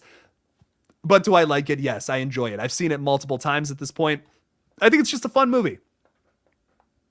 I think it's just it's a crazy fun flick. It's candy, Michael Myers. You know what I mean? It's like, oh my God, this is like popcorn. This is like candy. Oh man, keep it coming. Let's keep it going. It's not really about the plot. It's not really about like what's going on with the characters. It's much more about like, let's just go crazy with Michael Myers. Let's see what he can get. Let's see what kind of mess he can get himself into. So oh man, some more shit talk in the chat from Ghostfaces. Ghostface says, I hate every Halloween movie because Michael is in it. That smelly Michael guy. I'm not even gonna say that. That's really funny though. I love that there's like a turf war on my page right now. You know, I cover Halloween, I cover Scream, and now we're all battling it out. It's funny. It's all in good fun though. All in good fun, of course. Do you like Halloween by Rob Zombie? So, this is a good question because I feel like there's really good elements. I'm gonna take these off, man. These are a mildly bit uncomfortable. I feel like I do like those movies, oddly enough, but are they like the best in the franchise? No. I think they're brutal. I think they're really crazy and nutty, but plot-wise, there's a lot of unnecessary stuff. The very beginning of Rob Zombie's Halloween, the first one, focuses on Michael Myers' backstory and what he was doing at the sanitarium before he becomes the big, massive Michael Myers that he becomes. I feel like it's unnecessary. I don't know. To me, it's like you didn't have to do all that. You didn't have to do all of that. You didn't have to show me his crappy family and all this. I don't know. It feels unnecessary, in my opinion. Ghostface Fanatic with another $10 super chat. Let's go, baby. Nice. Thank you. I appreciate that. I cannot wait until Red Right Hand. I am excited. Can't wait until Joshua Dudley's film as well. Joshua Dudley's film? What is going on with that? I'm looking it up right now. Joshua Dudley film. Oh, he makes the stab movies. Right. We talked about this on stream before. Yes. Yeah, no, I'm pumped for that as well. I've only seen like a couple of the stab movies. Okay, audio's still coming through. For a second I got scared. Yeah, no, I've only seen a couple of those, but I'm pumped. I bet it's gonna be a good time. Red Right Hand's gonna be fun, man. It's gonna be very different. I've already promised it's going to be very, very different than just your typical Scream fan film. I promise you, it's not gonna start off with some girl getting a phone call making popcorn. It's gonna be fun. It's gonna be good. And Ghostface Fanatic, I greatly appreciate the super chats, the support. It means a lot, man. Thank you. And I really hope you like Red Right Hand. I hope you do. Putting a lot of time and effort into making this thing something crazy, something special. So, Jacob Browning, welcome to the chat. Welcome. Hope you're having a good time and you're not working tonight. So that's perfect. Thanks for stopping by the stream. Thanks for hanging out with me on a wonderful Monday night. So, we got 4 ghost faces in the chat. And listen, I just wanted 3 in the next movie, but my God, there's 4. Holy shit, it's Ghostface! Like, oh, jeez, crazy. Ghostface fans, please stop typing stuff about Ghostface. Oh man, Little Myers has had it. Little Myers has had it with the Ghostface. Oh man. All in good fun though. Like I said, we're all just having a good time. All just silly little fun pokes. I don't know what I'm saying. Biohazard, the video game, is excellent to play. I have it. So I've come up with this death battle idea. Jack Baker versus Jack Torrance. Nice. If you're talking about Biohazard, like the other version of Resident Evil, that's pretty sick. That's what they call it in, I guess that's what they call Resident Evil in like foreign countries. And we just call it that in America for some reason, which is interesting. So. Do you like It from 2017? What? Look at this. Look at that. Look at that. Oh, you can't really see it, but yeah, I got a poster. I got a whole poster. You know what else I got from It 2017? You guys are gonna go nuts for this. I don't know how authentic this is, but I do have this. Oh. It has a certificate of authenticity. So there we go. It's a panel. What is it called? I always forget. It's a cell. It's a film cell from It 2017. No idea if this is real or not, but it's something that a special person gave to me one time. So there you go. Some cool stuff. Some cool stuff there with It 2017. I have a whole film cell from it apparently. I don't know. I don't really know. So there you go. Oh, you got to see the Imbiamba Joms shirt in full go too. There you go. All right. Free Shavakadu. Where's the free Shavakadu, bro? Hulk smash. I like it, Patrick. What else do we got? What's up, Gavin? Welcome to the stream. We're straight vibing tonight. So welcome. Jake breaks the laws of time and space just to show someone his hit poster to a comment. You're damn right. And I'll do it again. Physics? Fuck you, physics, is what I say. I want to make a joke about It 2017. I don't care what it comes down to. Just kidding. If you're more excited for Halloween Ends than Scream 6, I will make you the goriest kill in the franchise. My God. I really don't know what I'm more excited about. To be completely brutally honest with you, I really don't want to. I should probably just say Scream 6 so you don't murder me. But I really don't know what I'm more excited for. I think both have some merit. They have a big reason why I'm excited for both of them. I'm probably more excited I'm excited for Scream 6 because I'm excited to see what Radio Silence does with it. I feel like it's going to be much more of their own film, which is exciting. Scream 5, they were kind of in a box in certain areas. They had to like re-explain some stuff. They had to re-establish themselves as like, hey, we can make a movie. It's okay. Trust us. And for the most part, I think they killed it with Scream 5. So Scream 6, I think they can let themselves out of this box a little more, go a little crazier with it, do their own thing, make a Radio Silence Scream film, because that last one was Radio Silence trying to be Wes Craven trying to make a Scream film is how I feel about it. So hopefully we get that. Hopefully we get much more of a Radio Silence version of that in the next one. But with Halloween Ends, I'm excited for that too, because it's the ending. It's the literal ending to this crazy plotline that we've started back in 2018, 4 years ago. And now here we are. This is the ending of it. What happens now? I'm excited to find out. Regardless. Do I like My Bloody Valentine? Yeah. I think it's good. I think it's solid. I think the remake is fun for the most part. I've heard there's going to be a It prequel. Yes, there's going to be an It miniseries coming to HBO Max, I believe, called Welcome to Derry. I'm very excited for this. Looking for as many updates on this as possible. I'm shocked they didn't do more with this IP after It Chapter 2. Like, I cannot believe there hasn't been an It Chapter 3 already. There wasn't like some kind of movie about like something in the past where it's like, oh, the clown's back. You know what I mean? Those movies made so much money. Those were super high grossing horror films, and they just kind of didn't really do anything with it after It Chapter 2. But here they are now, finally doing something with it. So Ghostface Fanatic with the $10 super chat. Thank you so much, my guy. I appreciate it. I didn't like the Nightmare on Elm Street remake. I think it sucked, and the actor wasn't for me. I want Robert Englund to return. So here's what I'll say about Jackie Earle Haley. I like him. I think he's a great actor, but is he Freddy Krueger?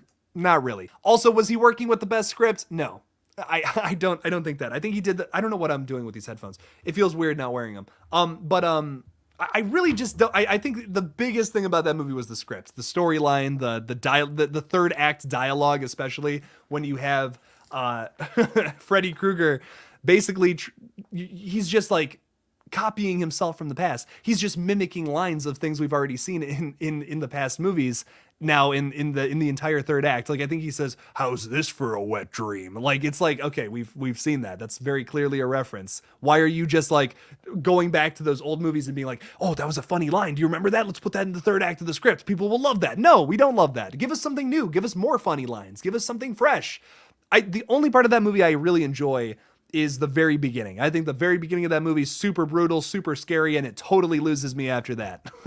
I think the beginning of that's really well done, really well executed, but after that, the rest of the movie is just garbage. And I understand they wanted to make Freddy look more like an actual burn victim, but he just looks silly. Like he doesn't look menacing. He looks like he's got like a rat face and all this. It just doesn't look good. It doesn't look scary. It's not something that it's such a downgrade. It looks like a parody of itself. It looks like an SNL parody of Freddy Krueger in this movie that's supposed to be taken seriously.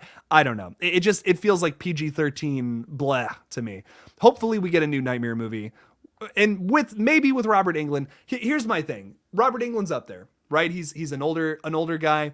I think I'm sure you guys have heard my crazy theories about Stranger Things season 4. Robert Englund will be in that season of television, which I'm very excited for. And he's playing this character, Victor Creel, an old man that lives in his house or something. And all this dark stuff happened in the past. So my thinking is that since we have this character of Vecna, who looks a lot like Freddy Krueger, could Robert Englund be voicing this character? Could Victor Creel have turned into this character that's basically a massive homage to Freddy Krueger? I think yes. I think that could be the case. I made a video the other day talking about the new poster for Stranger Things season 4, and the poster looks exactly like the Dream Warriors poster. I mean, like, exactly. The house is in the same place. Freddy Krueger is in the place of Vecna.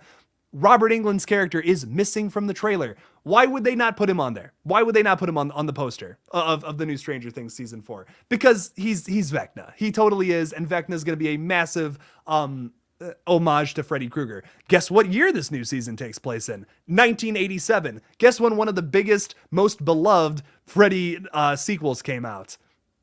Dream Warriors, 1987. Bam. I'm telling you. So I think if they make a new Nightmare on Elm Street movie, let's have a new actor portray the character, but let's have Robert Englund come back, do some voice work, do all the one-liners again, I say. That's what I think the best case scenario for a new Nightmare film would be. Get someone who's physical, who can do all the physical acting and all that, but then have Robert Englund do a lot of the voice work. I think that could work. Personally. What's up, all Turks? What's going on? How's it? Welcome to the stream. We're gonna have a little fun late night stream here. Having a blast, just having a good time. Absolutely vibing with everybody tonight. Thank you for showing up, by the way. Thanks for hanging out with me. I appreciate it. I would be all by my lonesome otherwise. So I appreciate it. Favorite horror TV show, asks Cody. Probably Evil Dead. Or Ash vs. the Evil Dead. I think that is so fun all the way through. It really never dips for me personally. I think every single season of that is just better than the last. I don't know. I just don't think there's a bad moment in that entire show. And as far as horror television goes, that's hard to find. I think the new Creep Show is fun, but not every episode's good. I think like 1 in every 3 is like really good, but then some of them just not great. I also really like American Horror Story, but once again, I don't like some of those seasons are unwatchable. I'm sorry. I know there's probably a lot of American Horror Story fans here, but season 6 was unwatchable. I could not even sit through 2 episodes of that. But some of it's really good. Some of it's amazing. Like I think season 9 is great. I really liked the first half of season 10 with the famed vampires. That was really cool concept. Seasons 1 through 3 are phenomenal television. I think season 4 has some cool elements, but yeah, some of AHS though also not great. Hotel's not bad.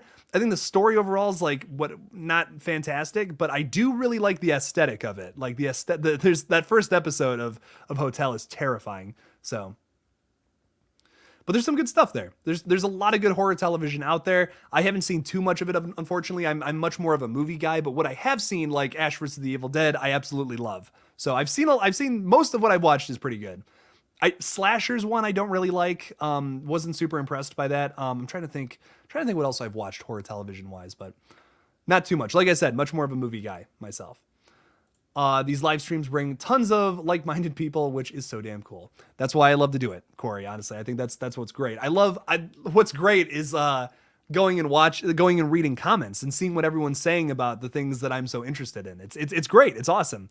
It's like, oh my God. So this is how other people feel about Halloween, for example. Like I can just start this live stream up. We have 40 people in here talking about just random horror movie stuff. If it's Halloween, if it's Scream, I love it. I love all the talk. We just talked about American Horror Story. Like that's so cool. I don't know. I love this. It's crazy.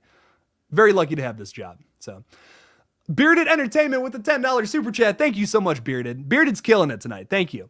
What's your opinion of The Crow? Also, what's your opinion on the upcoming remake?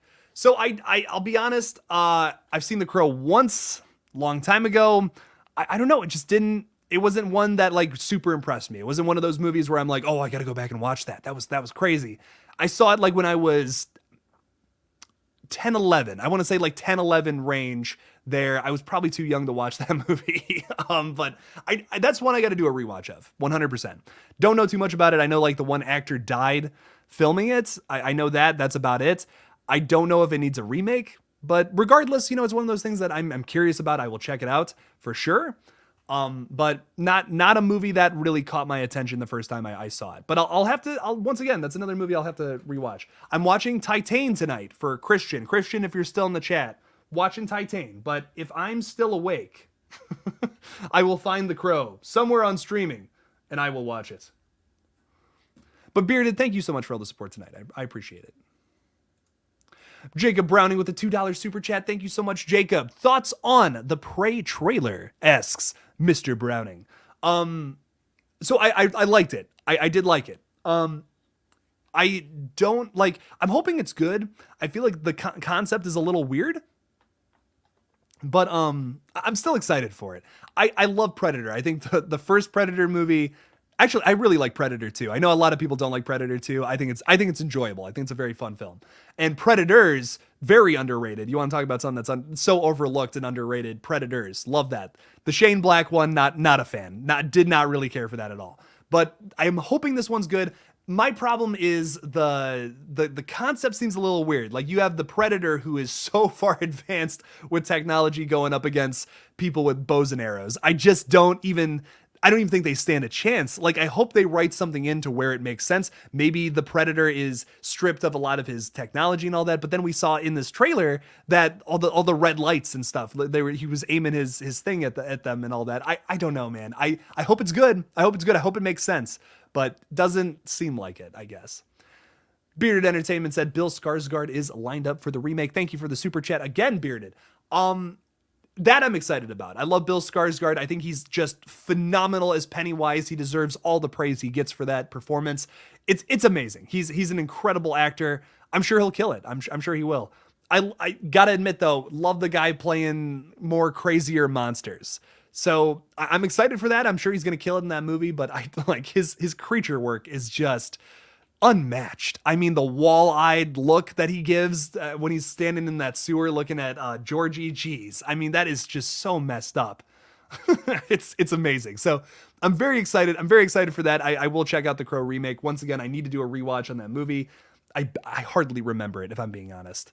But it's not one of those movies that like, oh, I need to go back and watch that now. But regardless, I will check it out. Bill Skarsgård's going to be in the remake. That's interesting. I'm pumped.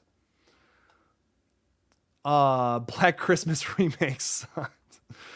Yeah, I wasn't a fan. Wasn't a fan. And it's a shame because I watched some of the behind the scenes for that Black Christmas 2019, and it seems like they really had good intentions behind that film. They really wanted it to be something special and like a good remake, but it was hella rushed from start to. They started that movie in January of the year it came out. That is not enough time to make a full-length feature film with big time actors and all that.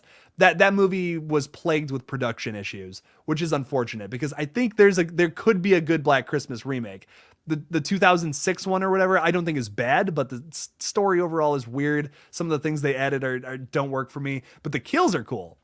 Every kill in that movie has to do with an eyeball, which like surprisingly works for me from that movie for some reason. I don't know. I think it's scary. I think eyeball kills are nasty. They're done well, and they're all done well in that movie. Nothing is really done off screen too much in that film, which I appreciate.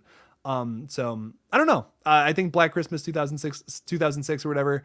I think it's 2006, 2005 or 2006. Not bad. But that original, nothing's going to stand up to that original. I think that's the best holiday horror film ever made. Truly. So, what else do we got here? Is Evil Dead Rise a sequel to the TV show? So from what I know about it, no. I don't believe it is a sequel to the TV show, but I do believe Evil Dead Rise will be just like its own new thing. I think it's going to be treated as the real Evil Dead 4. Like I believe it's in the same universe as the other movies, but it's also kind of just like a hard reset because to my knowledge, none of the other characters like Ash I don't think Ash is going to be in it or anything like that. Because he's kind of like, I think he's retired from the character. He did voice work for the new game that came out, but I'm pretty sure that's it. I think he's done playing the character, and I understand it. I mean, it's a very physical role. The guy's beating himself up to do it. Bruce Campbell's amazing, and I think he just did an amazing job with Ash vs. the Evil Dead. And I'm glad that we got some voice work for him for this game, which I still have yet to play. But I don't believe it's a sequel to the TV show. I think it's kind of like its own thing, but also technically takes place in the same universe as the first 3 movies, opposed to the remake that, yes, is it in its own universe, but they had plans to bring it into the Evil Dead universe, technically. So it was going to be canon. It was. But did it become canon? No. Thoughts on the Vivitch from Mr. Robert Eggers. I love it. I think it's I think it's I think you could argue that it's his masterpiece, but hot take, I think it's my least favorite film from him, though. I love it. I think it's a great time, but wow, was it hard to get into that movie. Like, you can't just, this is not a movie that you can just throw on and just, oh, you know, well, maybe I'll half pay attention to it. I'll be working on something while I watch it. No, you got to sit down, watch this thing with subtitles, because even though it's kind of in English, it's not really. Like, it is a tough watch, but it's a rewarding watch regardless. I think there's some amazing visuals. There's some really amazing stuff to this movie. I love it. I think it's, now that I've seen it a few times, I've come to love it.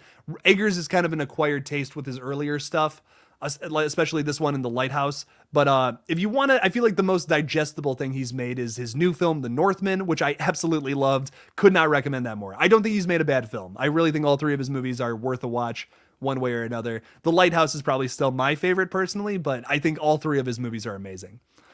Ghostface Fanatic, thank you. You're killing it tonight, Ghostface Fanatic. Thank you with another $10 super chat. What do you think about Matthew Lillard playing the role of Freddy Krueger? I know he can be silly and psycho at the same time. This would work for me, and I think the crowd that really wants to see Stu come back for this next Scream film, it's because Matthew Lillard's amazing. That's why, of course. Like, who wouldn't want more Stu? But could this be what satisfies us, is if Matthew Lillard plays Freddy Krueger in this next Nightmare film that hopefully happens sometime. I would love that. I would absolutely be so down for that. I think he would kill it. He has the physicality for it, for sure. Does he have the voice? Maybe not. But that, once again, Robert Englund doing the voice with Matthew Lillard performing physically. I think that could work very easily. I would love to. I'd be so down for that. We need silly Freddy too, with some new one-liners. Give us some new stuff. Why in the remake did we just rehash stuff from the past? That's so weird. Freddy Krueger doesn't repeat stuff. I don't know. Weird stuff in that remake. Jacob Browning with a $2 super chat. Thank you so much, Jacob. Thoughts on Death Proof? I have some thoughts. I do have some thoughts. I think for what it was going for, got some water on the old glasses. I think for what it was going for, being like an old school 70s kind of like grindhouse movie, yeah, it did its job. I think it did its job for that. But it just, to me, it's easily my least favorite Tarantino flick. I just don't care for it. I think it's conceptually one of those things that's like, okay, cool, whatever. But I don't know. I think the coolest part of that movie is one of the creepiest scenes, unfortunately, of Kurt Russell getting a lap dance, and that is it. Like that is that entire movie basically. Nothing else. Like the ending, I guess, sure, but it is a tough watch. I also might be a little biased just because the first time I watched that was with my mom, and my God, what an uncomfortable viewing experience that was. But yeah, I don't know. Never been into wasn't a big fan of Death Proof personally. And dude, I'm even a person who likes Jackie Brown, although I know a lot of people don't like that movie. I think it's enjoyable. It's not Tarantino's best, but still a good movie. Still fun. Bearded, thank you so much for the super chat, man. Richard Brake for Freddy 2022. You're campaigning for Richard Brake. Great choice. I have to say, I think Richard Brake would kill it as Freddy. He has the look for sure. Like, he definitely has it in the face to play Freddy Krueger. I think Matthew Lillard does too. Like, I feel like both of these people have the look for it for sure. I would be down. I would be down, honestly. I think that would be fun to see that. He's amazing. He actually, I would maybe lean a little more towards Richard Brake opposed to Matthew Lillard, just because I feel like he has a better voice for the character. But yeah, it's tough. It's a tough call. I would love to see that though. If they casted him, I would be very happy with that. Very happy with Richard Brake. He's amazing. He's an amazing creature actor and like just character actor in general. So that could be great. That could be a good time. I like it, Bearded. We're gonna have to do a stream together sometime, my guy. 30 Days of Night. Ooh, great suggestion. Throwing that out there. Maybe one of the best vampire movies ever made. I absolutely love 30 Days of Night. Conceptually, one of the coolest movies ever, I think, for concept wise. I know it's based off of like a comic book or something. I've never read that, but I love that movie. It's horrifying. There's this moment when this one of the vampires is like holds on to like some dude who's like about to get sacrificed. They're about to rip him to shreds, and he starts praying and all that. He just looks at him. He's just like, no, God. No, it's I don't know why. One of the most terrifying things I have ever seen on screen. Like it makes my skin crawl the way he delivers that line. Oh God, amazing movie. 30 Days a Night, fantastic, with a very underwhelming sequel. Underwhelming as all hell. I think it has some cool scenes, but I don't know. Just okay. You just watch the first one. That's what matters. Have you seen him in 31? I have yet to see 31 yet. My buddy Sean, who runs Zomleader Studios, they make a bunch of movies. I was in Casadastrophobia, by the way, if you have not seen that. Very, very fun stuff. He talks a lot about 31. He's like, dude, because I'm kind of iffy on Rob Zombie movies. He's like, dude, you got to watch 31. Oh, dude, it's so good. And I'm like, okay, I'll check it out. So I'm excited for that. I do really like House of a Thousand Corpses and The Devil's Rejects, Rob Zombie wise, but like outside of that, his Halloween movies, not bad, I would say. But actually, the first one's not bad. The second one's kind of atrocious. But I don't know. I don't love a lot of Rob Zombie movies, personally. What's going on, Carrie? Welcome to the stream. Welcome. Fancy seeing you here. No, it's the pleasure. The pleasure is all mine. Miss Carrie craves cinema. Jennifer's Body was good. I'd like to see her return again. I'm not sure if Megan Fox will do it. She might. I mean, honestly, Patrick, she might be interested in that. I don't know what Megan Fox is. Megan Fox does horror movies every now and then. I know last year she was in a movie about like a lion or something that like kills people, and it was a horror themed kind of movie. I didn't see it, but I heard about it. I watched the trailer. I thought it was interesting. So she loves horror. She loves doing horror. So I'd be down. I love Jennifer's Body too. Honestly, like there's some crazy funny moments in that movie. So I'd be down for some more Jennifer's Body, man. Solid flick. The first Troll movie was okay. That sequel to it, wow, those are some harsh words there, Patrick. I've never seen Troll. Never seen the Troll movie. Gotta say. What's up, Moser? Welcome to the stream. Welcome. We're just vibing. We're having a good time. We're chilling on this Monday night. I know, kind of a whack night to stay up till 10:40 at my time, but welcome, Moser. I appreciate it. What else do we got in the chat? What else do we got? Sending Ash versus Evil Dead gifts to someone till they finally ask what the show is. That's one way. That is one way to get someone to watch your Ash versus the Evil Dead. There you go. One way to do it. That's one. Thoughts on 1408? Oh, one of my favorite King movies, honestly. What an amazing adaptation of one of King's stories. I believe 1408 is a short story, and to my knowledge doesn't have like not the craziest story, like cool concept, but not very fleshed out. I love that movie. I think it is honestly one of the best adaptations of his work. Killer flick. I need to watch that again. That's on Pluto TV for free with ads. So that might be something that I watch. You know, I absolutely love Tubi TV, but Pluto, like, dude, it is so hard to navigate that streaming service. Very, very tough to go about that. Not the biggest fan. Not too big a fan of Pluto. They got to figure out their shit, man. It's much more for like live TV, so I understand that, but I wish it was a little more accessible like Tubi. So Bearded Entertainment with a $10 super chat. Thank you so much.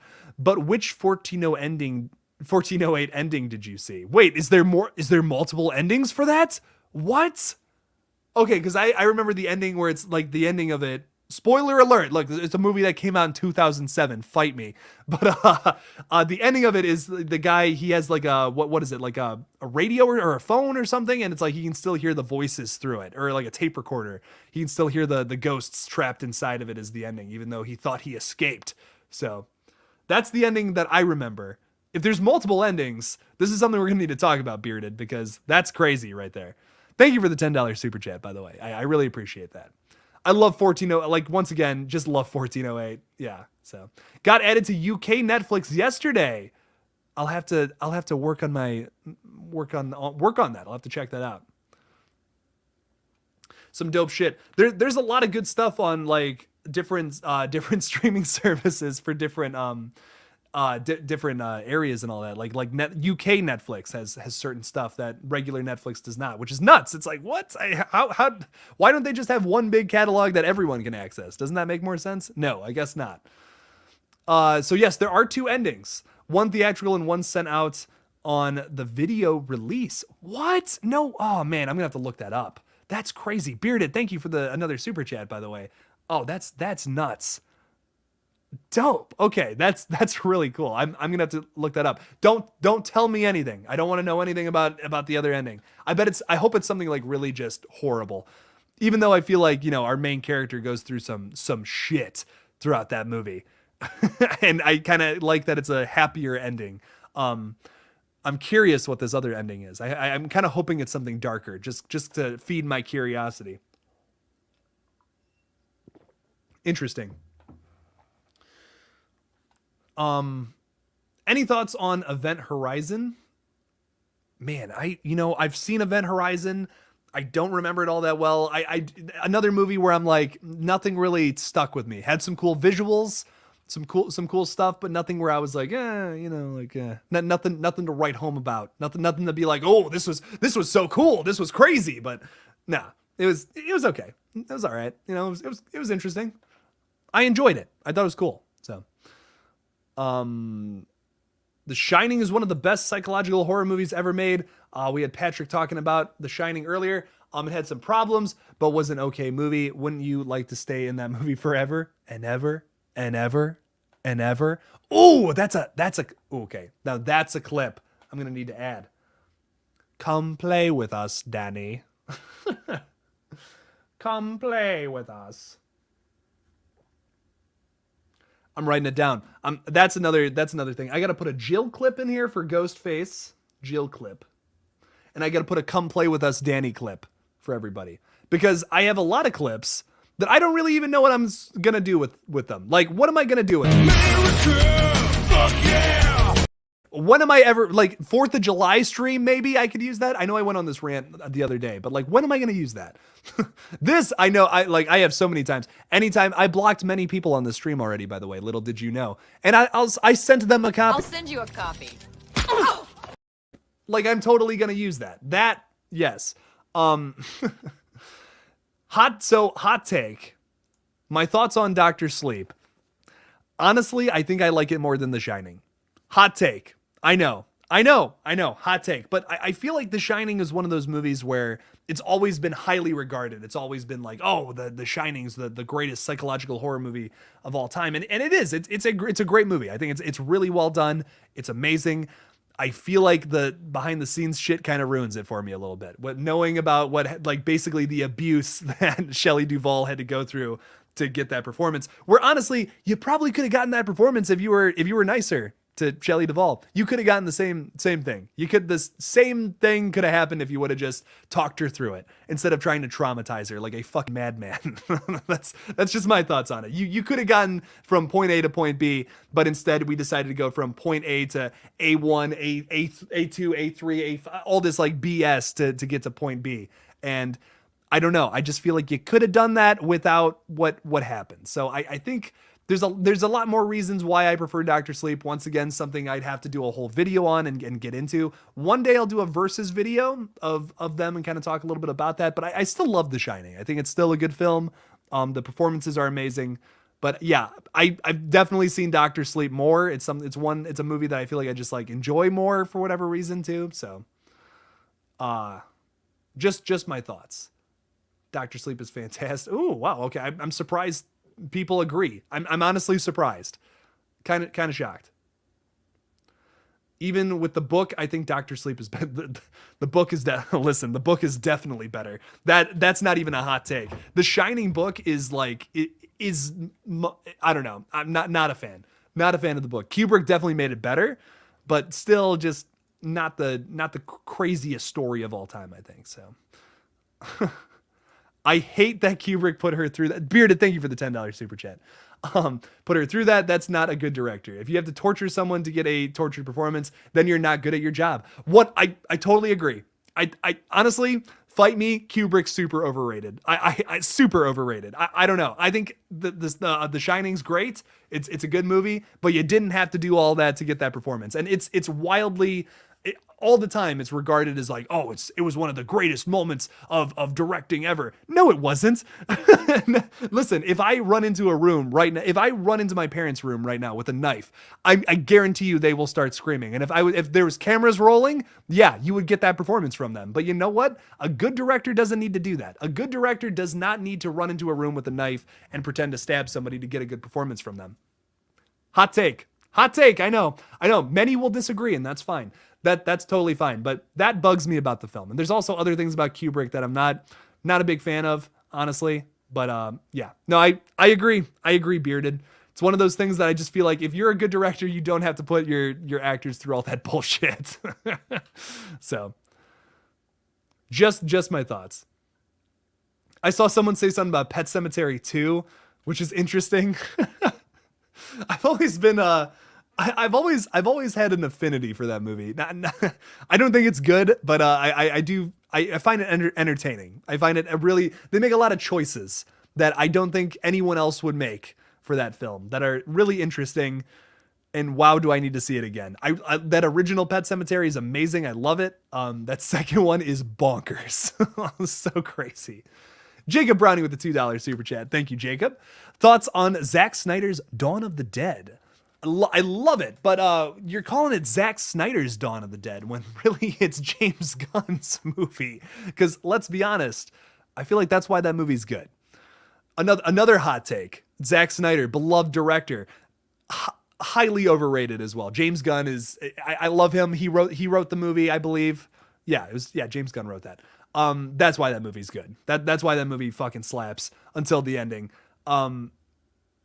I love it. I think it's great. I think it's definitely one of the better remakes ever. Like, I don't know if that's a hot take or not, but Dawn of the Dead remake, definitely one of the better remakes of all time. I don't think it tops the original, but it's still like really good job for a remake. Damn, you made a damn good zombie film here.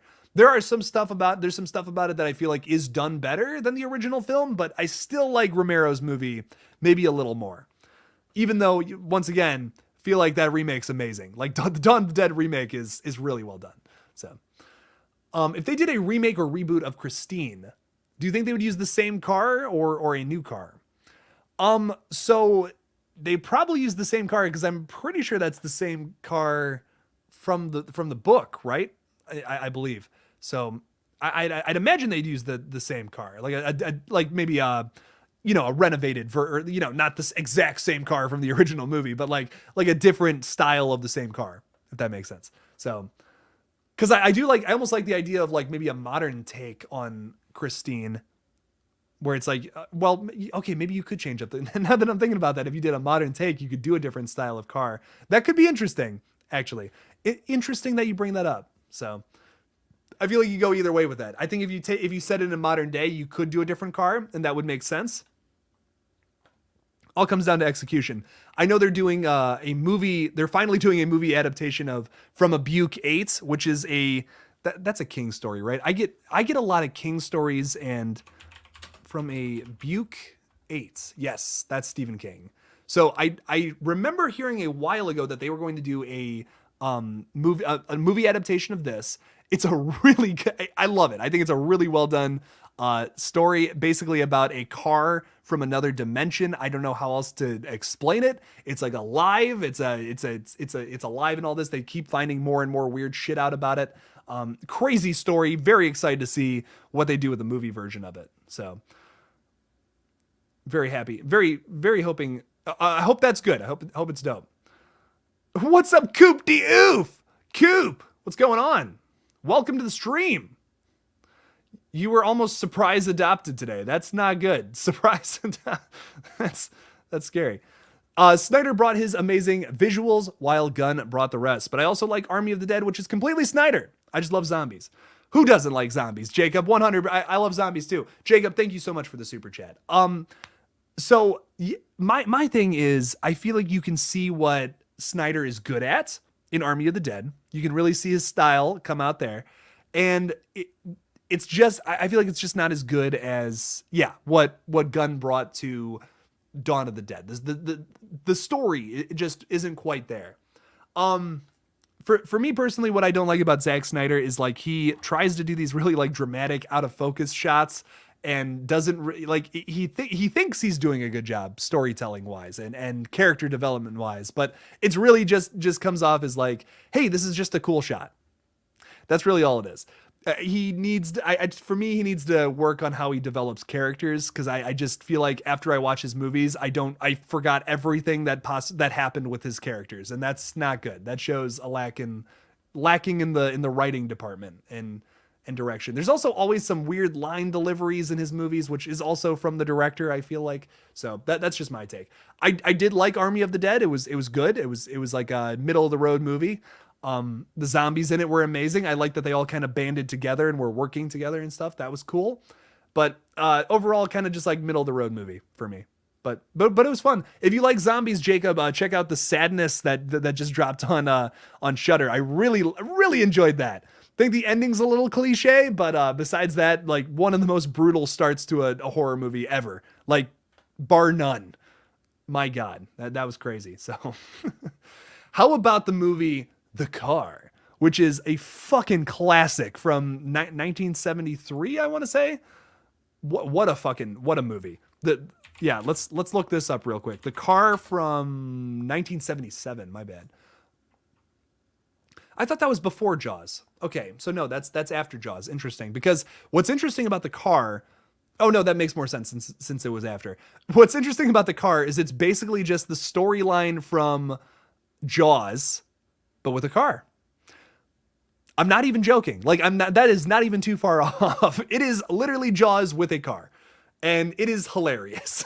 It's so good. It is a fun watch from the beginning to the end. Crazy flick. Highly recommend. If you like Jaws, if you like that plot line about like a town banding together to stop some kind of evil force, you will love The Car. It is just a really well done, crazy flick. I don't know. I really enjoyed it. I think it's a lot of fun.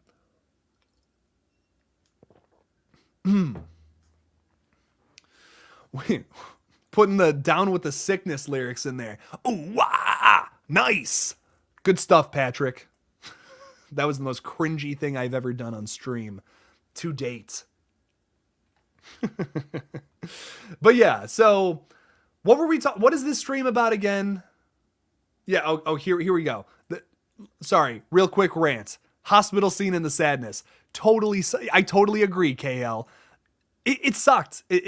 Oh no, if you're talking about the gross scene, yes, no, that was disgusting. But where that movie lost me, because I think it was fantastic all the way. Like some of the hospital scenes were super gross and super messed up, and it was just like, oh my God, this is so upsetting.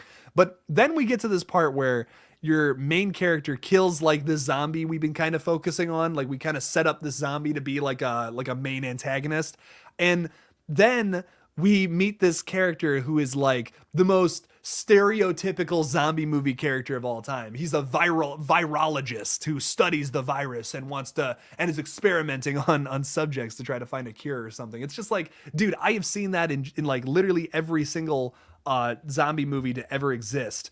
You know, it's just like, to me, it came off as so like, I've seen this before. I want to see something different.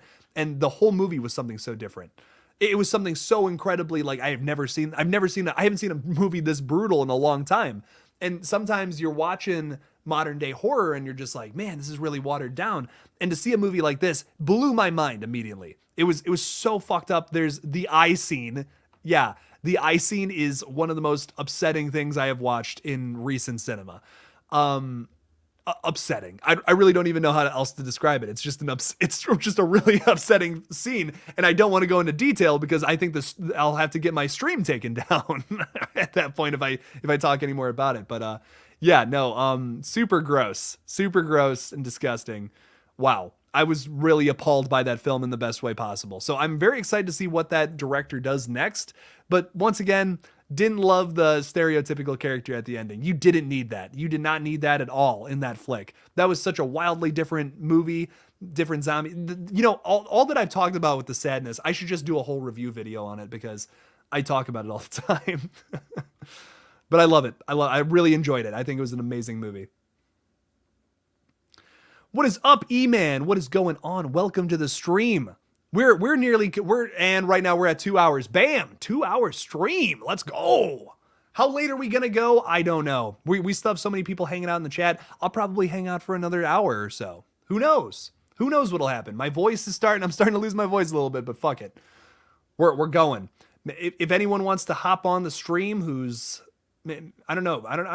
At this point, I'm just like, anything can happen. 2 hours into a stream, anything can happen at this point. So, Zombieland is the best. Ooh, hot take. What is everyone's favorite zombie movie? Let's throw it out there. Let's throw me some more suggestions. Maybe we're not talking about something because I'm about to talk about my favorite zombie movie, which we have yet to talk about. But Zombieland is I really do enjoy Zombieland as far as just horror comedy goes. This is definitely in the top 10. I'll have to do a top 10, I keep saying zombie, top 10 horror comedies because Zombieland would definitely be up there for me. That's tough though. Is it my favorite horror comedy? I don't know because also there's Shaun of the Dead that Patrick brings up. Is that the best zombie comedy? Because, that's hot. That's an amazing movie. I love Shaun of the Dead too. That's probably my number one just because Edgar Wright's just amazing with the way he uses the camera. Oh God, especially in Shaun of the Dead, those like zoom in shots on everything. It gives you so much exposition. It tells you so much about the characters so quickly, like that. It gets through the bullshit as fast as possible. I love how Edgar Wright does that in a lot of his films. So. Is it Train to Busan? That's number 2. Train to Busan is my number 2. I love Train to Busan is an amazing flick, but I'll talk about Zombie in a second from 1979. Carrie Crave Cinema, thank you so much for the super chat. The dab clip, listen, anything for you, Carrie. I got you. Whew. Okay. Oh, bam! I'm addicted to dabbing. I've had issues going out in public before. I love that. That's amazing. But yes, Carrie, thank you for the super chat again. Is it Train to Busan? Like, this is so arguable. This is one of those things where it's like, it is a tough call to say Train to Busan is not your favorite zombie movie because I don't think any other zombie movie has ever brought me to tears multiple times throughout its movie. This movie made me start crying early on and then made me fucking weep by the time you get to the third act. I don't know, just an amazing 10 out of 10 movie. Train to Busan. It's really fantastic. I really love it. The zombies are super scary and fast, and like the how the virus moves through people, like they instantly turn into zombies, which is a super scary idea and thought. I really like that. But my number one favorite is Zombie from 1979. You probably have seen me wear shirts from it. I believe I wore one yesterday on the stream. I absolutely love that flick, and I just watched it again, and yeah, like I think that might be cemented as my favorite zombie flick of all time. It's set mostly on a tropical island, and I love the backdrop of having this gorgeous island setting with all these zombies biting out people's necks and shit. It's awesome. The practical effects are top tier. You want to talk about eye scenes that are iconic? There, look no further than Zombie 1979. Can you name another zombie film where a zombie and a real-life shark fight each other? I bet you can't. You can find that in Zombie 1979, baby. Listen, it's the best zombie film ever made, and I stand by that. It's amazing. I love it. It blows my mind every time I watch it. I feel like I catch something new from it. I wish the English dub was a little better. Does it have its problems? Is it a perfect movie? No, but I love it. I think it's just aesthetically my favorite zombie movie of all time. And I take a lot of inspiration from that in literally anything else that I make or anything I write. I'm very inspired by that movie. Just because like you'll be watching something that's like a lot of exposition, a lot of setup, trying to get characters to a certain place, and then suddenly you're watching a zombie fighting a shark like underwater, and it totally makes sense with the plot and it totally works. You're like, what? No, this is so awesome. Oh my God, this is crazy. So I don't know. I think it's fantastic. How is the car? Does it take you far to the bear? I like that. Saying I Am Legend, good pick. I love I Am Legend. Really good movie. I also like the Omega Man, which is like the original version of that. Well, then there's even another version before that, but Omega Man might be my favorite version of that story. But I Am Legend is fantastic. Love that one. George Romero's Land of the Dead. Ooh, nice, Leo. I like that. Land of the Dead's underrated, man. I really like that. World War Z is pretty good. There you go. That's your first. Okay, that's your number one favorite. Interesting. Cool stuff. Truly iconic. Oh, says the Bearded Entertainment. Thank you for the super chat, man. Yes, it is truly iconic, I would say. I absolutely I don't know. That scene from Zombies scared the living shit out of me when I was a kid. I love it. The music too. I didn't even mention the music. It's maybe my favorite horror soundtrack of all time. This theme that is just so haunting. The do do do do. It's like super low and it builds. Oh, the music in that movie is top tier. Like I think it's, of all the horror movies in existence, has one of the best soundtracks of all of, like easily in my top 10, maybe my number one. I know, crazy, but yeah. Gonna go watch 30 Days of Night for the first time. Nice. Enjoy, Kendall. Love you. See you on the flippity dippity. Well, thanks for stopping by, man. I appreciate it. Thanks for hanging out with me. That is a fantastic movie. I hope you enjoy it. I honestly, I'm watching Titan tonight, but I might watch 30 Days of Night sometime soon too. I talked about that a little earlier, and yeah, so. Coupe de Oeuvre. I want to play through Poppy's Playtime before I do a video on it. I don't want to look like a poser. So I'm gonna play through the two, I believe there's 2 chapters of that so far. I want to play through that first before I do a video on it, just because I feel like I would just feel like a poser if I talked about the movie and didn't play the games. So I want to play through those first, then I can have kind of a better perspective on the game, on the movie, because I know like fans of the game are like feeling like it's kind of controversial since the whole story is not out yet. So I kind of want to run through the story and see if there's a justification there. I want to see if there's enough story in what we have already to be like, oh yeah, they can totally make a movie. Or are they just trying to make money off of this property that's really hot right now? So I want to play through those first before I talk about it. I know I'm like, listen, I could probably, like, I'll be straight up with you. I could probably get a bunch of views if I talked about that movie. I've seen other channels talk about it and get a bunch of views. But once again, I don't do anything fake on this channel. I do everything to the absolute best of my ability. And I would feel like I'm kind of, I'd feel like a poser if I did that. I guess if I just made that video and had no experience watching it. I don't just do things for the views. You know, I talk about things that I'm passionate about, I guess is the point. The witch ending gives me so much. Interesting. I love that. I like that. I like when something so messed up and horrible can give you comfort. That's great. That's why we watch horror movies at the end of the day. That ending is something, man. I love it. It's great. Ending of that movie is probably my favorite part, besides the baby scene, because come on, mashing a baby in the jelly. Who doesn't want to watch that? I could give you some tips on chapter 1 and 2. Hell, I could use them. I'm horrible at video games. So there you go. I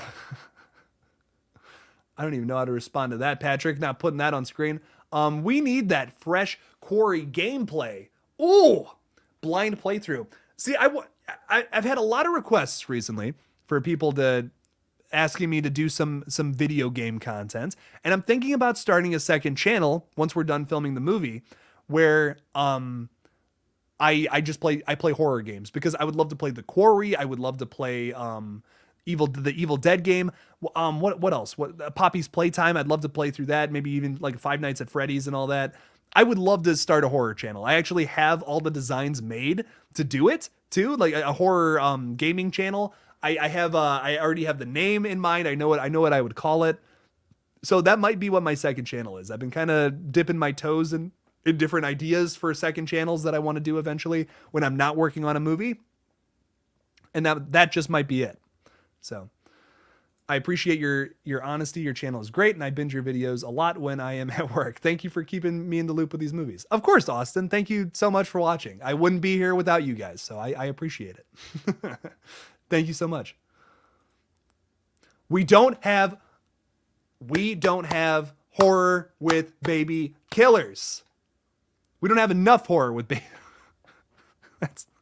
I probably shouldn't be saying that on a live stream, you know? Like, I probably shouldn't be constantly talking about how much I want to, how much I enjoy watching.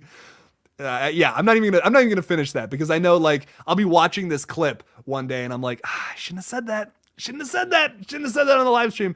No, I kid, of course. I am in real life, I am the biggest baby. I just want so many wonderful, happy things to happen to people. I start crying if I see like my cat fall down the stairs or something. Like, they're totally fine, but like I start tearing up. I'm a massive baby in real life, but I don't know why, but I love watching fucked up things in movies happen. In real life, no, it upsets me. It brings me to tears when I see actual messed up stuff happening. But in movies, there you go. Do whatever you want in movies. What's up, Tori? Horror Tori? Welcome. Good vibes only here tonight on the stream. We are absolutely vibing, talking about literally whatever the heck comes up. So we talked about Halloween for the first half of the stream. Here we are talking about whatever the fuck. So I want to watch you play Evil Dead. I am so down. I play Evil Dead on PS4, so a lot. It's hard to put down. It looks really good. I've seen some gameplay. I am gonna buy it.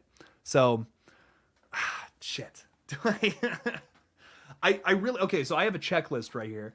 There's 5 more things I need to do for. Even though we've started filming, there I actually still have some more pre-production stuff. I have literally 5 more things I have to do that I can probably get done Tuesday, Wednesday for the film. But damn, I might start my gaming channel and just do streams for now. Like, maybe I won't edit anything. That'll be a lot less time. Maybe I'll just do gaming streams on YouTube. I might honestly, because I feel like that'd be fun. I've always wanted to start a gaming channel. I've just never actually went full force with it. So might be something I end up doing. So nice. So this is not Indiana Jones. It is his brother, Imbiamba Joms, and the Crusader Boys. Some good stuff there. Top 3 fave horror subgenres. So zombies, definitely. I think zombies terrify me. I don't know why. They're just a really horrifying concept.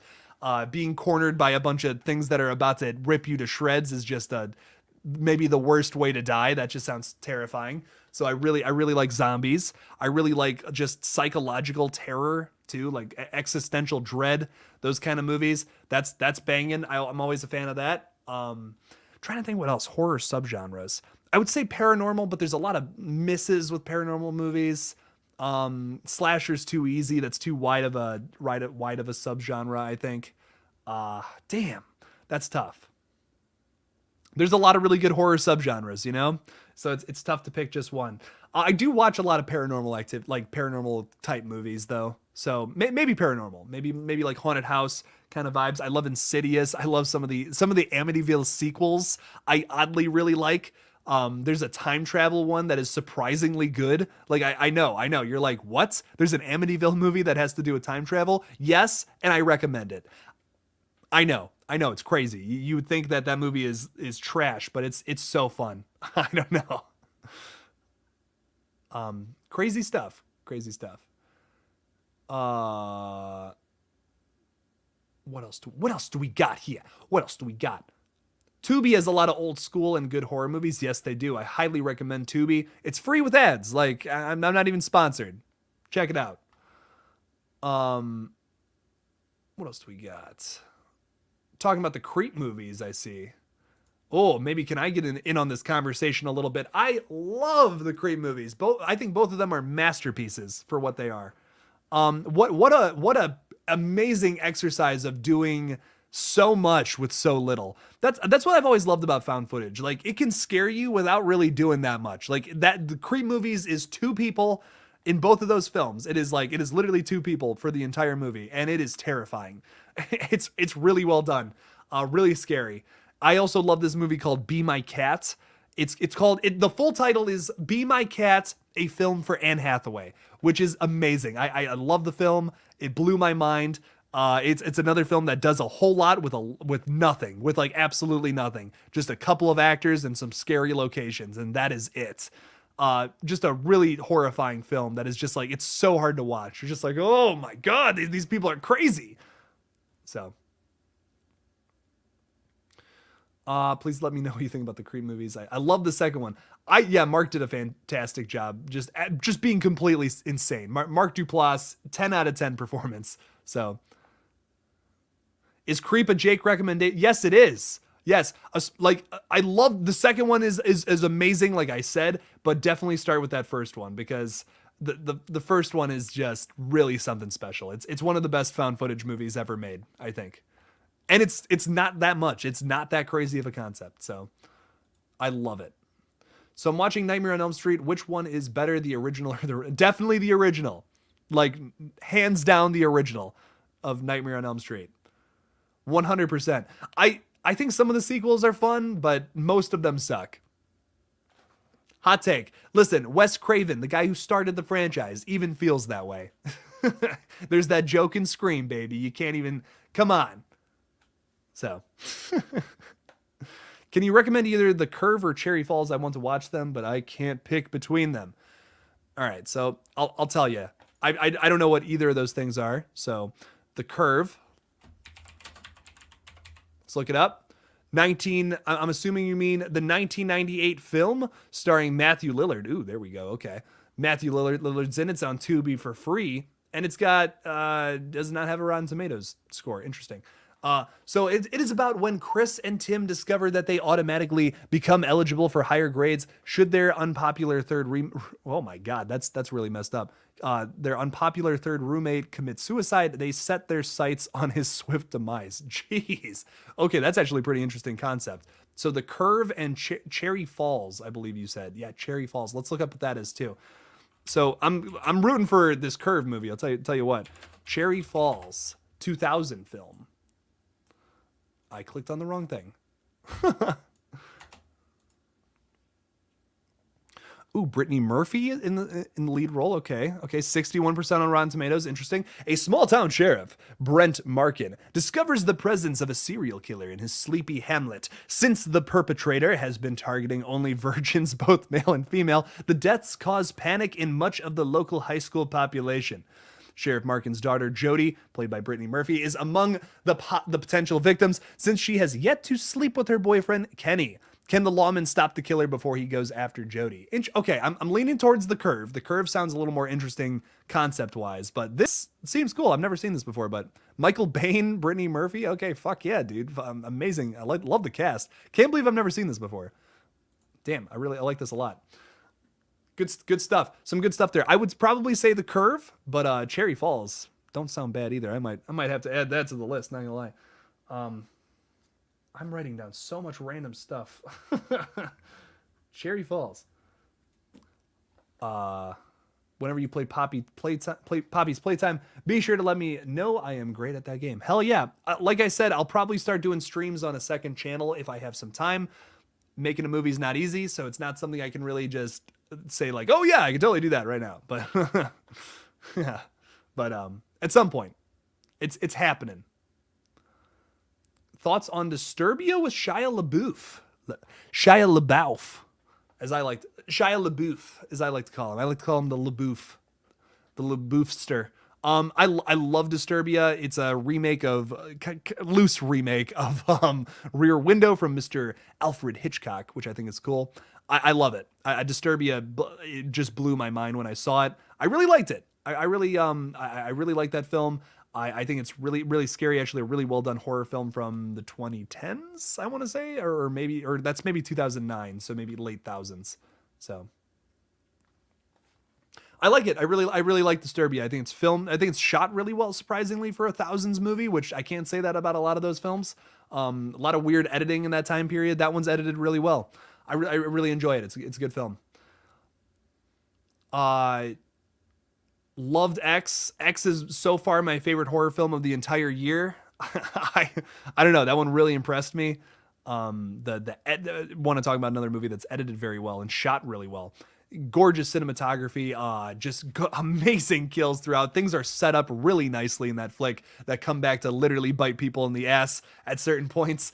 In that flick, I loved it. I loved X. What is her name? We were talking about a lot of Britneys, and Brittany Snow from X, totally stole the show. I mean, Jenna Ortega was great. Mia Goth in a dual role, she killed it. Mia Goth was amazing in that movie too. Definitely like greatest performance of the entire movie. But Brittany Snow also super underrated. Really, I really like what she brought to the table with X. So, I feel like I love High Tension. High Tension is one of the most twisted horror movies and is very underrated. I agree. I think a lot of people don't like the twist because there are some aspects of it that may not make sense to people. And I think everything works except for one scene. The one scene ruins the entire twist. And if you've seen High Tension, it's the first time you see the killer, and he is doing something very interesting, something that I have literally never seen filmed before in a movie ever. So if you've seen High Tension, you probably know exactly what I'm talking about. I love it. I think it's a really messed up, gory horror film that's really well done. And I like the twist. I like that it's something surprising, something I've definitely never seen before. So good. It was good. I liked it. I liked High Tension. I think it's a movie that definitely bears repeating, if that makes sense. It's one of those movies you definitely need to watch again. So definitely one you got to watch more than once because of the twist. So I can see not liking it though. How do you feel about the Chucky TV series? I think it has potential to be even better than it is. How does that sound? Because I think I just feel like the storyline wasn't fantastic. I think there were some really cool Chucky moments. There was some funny shit throughout, which was cool. But I don't know. It's just really, really, really, really focused on these new characters, and I didn't love them. I think they were okay. They were fine. To me, what I wanted to see from the Chucky TV series more than anything was a resolution to the big cliffhanger from the last movie, and we didn't get there until episode 5, which was kind of disappointing to me. So, kind of wish they had focused more on the legacy characters, because that it's a the Child's Play franchise has never really focused on the legacy characters that much, and these last 2 films kind of did, which I thought was cool. So I was kind of hoping the show would go that route, but it just kind of focused on Chucky more, which was cool. We got some backstory with Charles Lee Ray. That was really well done. I liked all the backstory stuff, but like I said, I just didn't love the new characters all that much. I think the plot line with them was just okay.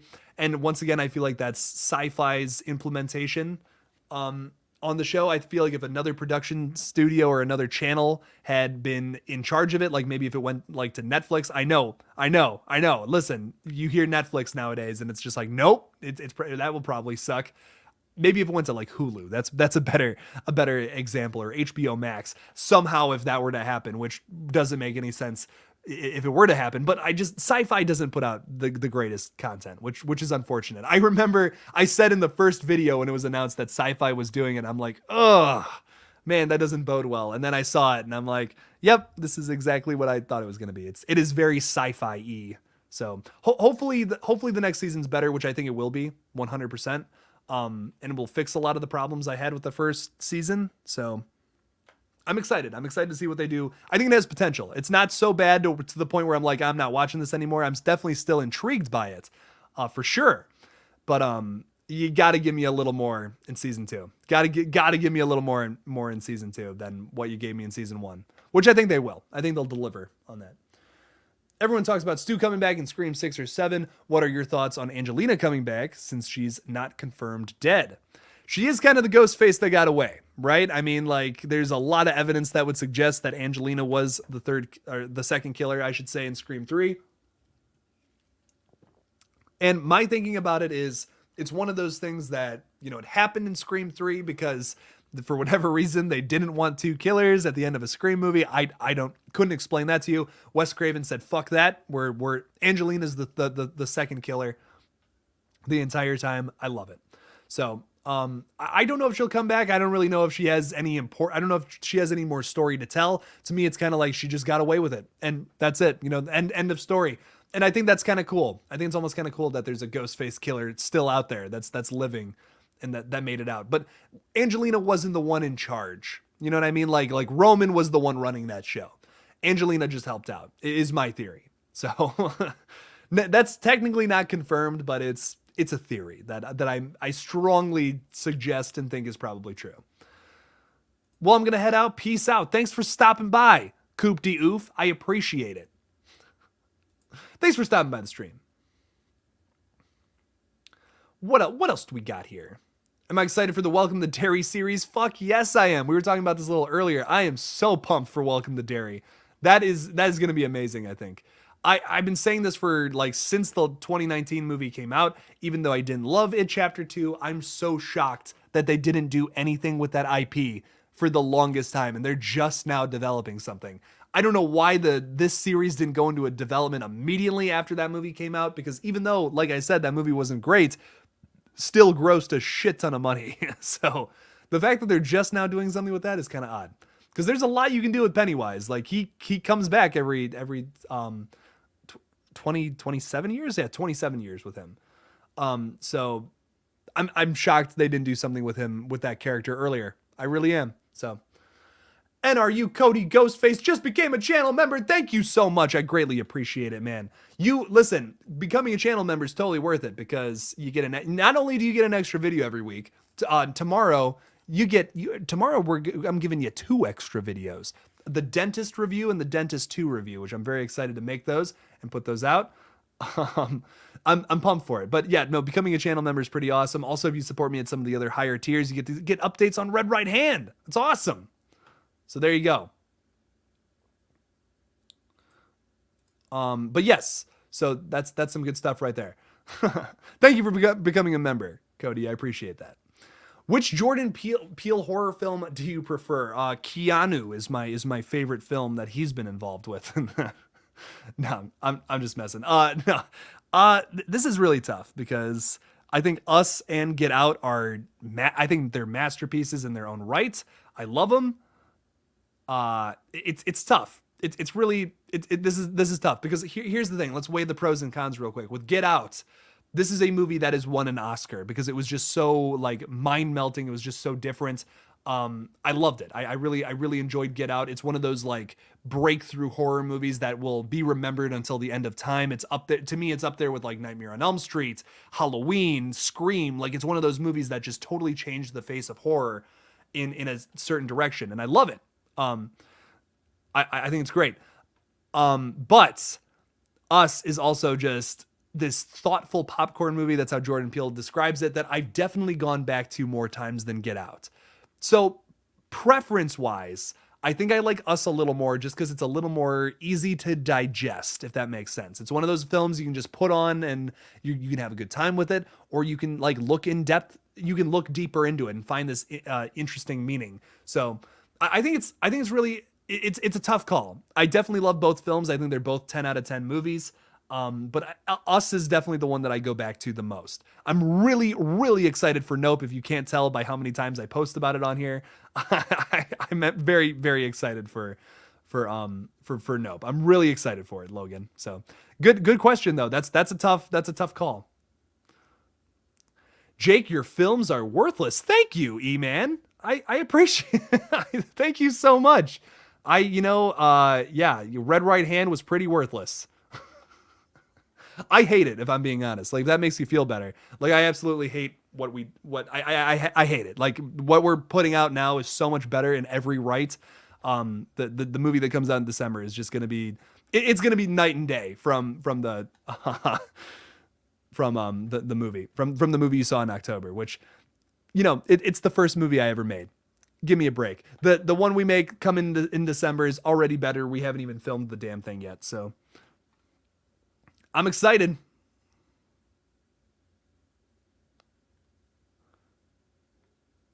What else do we got here? Thoughts on Stephen King putting his spin on one of the big horror franchises such as Scream, A Nightmare on Elm Street, or Halloween. I like this. This is an interesting suggestion. I remember he put out a tweet a while ago talking about his take on Friday the 13th from the perspective of Jason, which is really interesting. I almost would love to see what he would do with that. I don't like in book form, that would be kind of weird.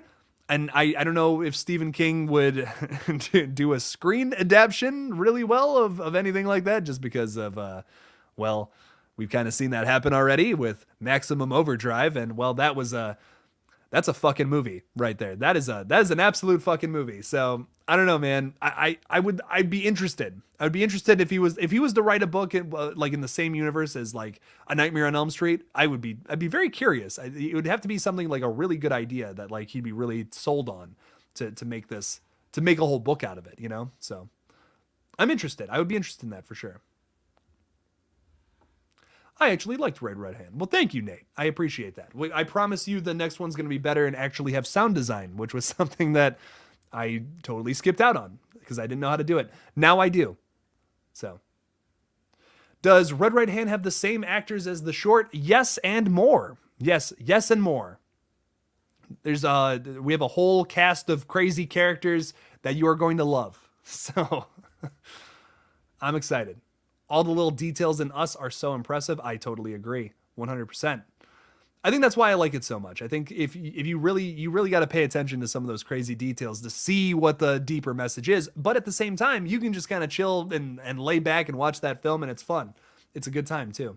But there's also a deep message to understand about the flick, about like class and all that, which is cool.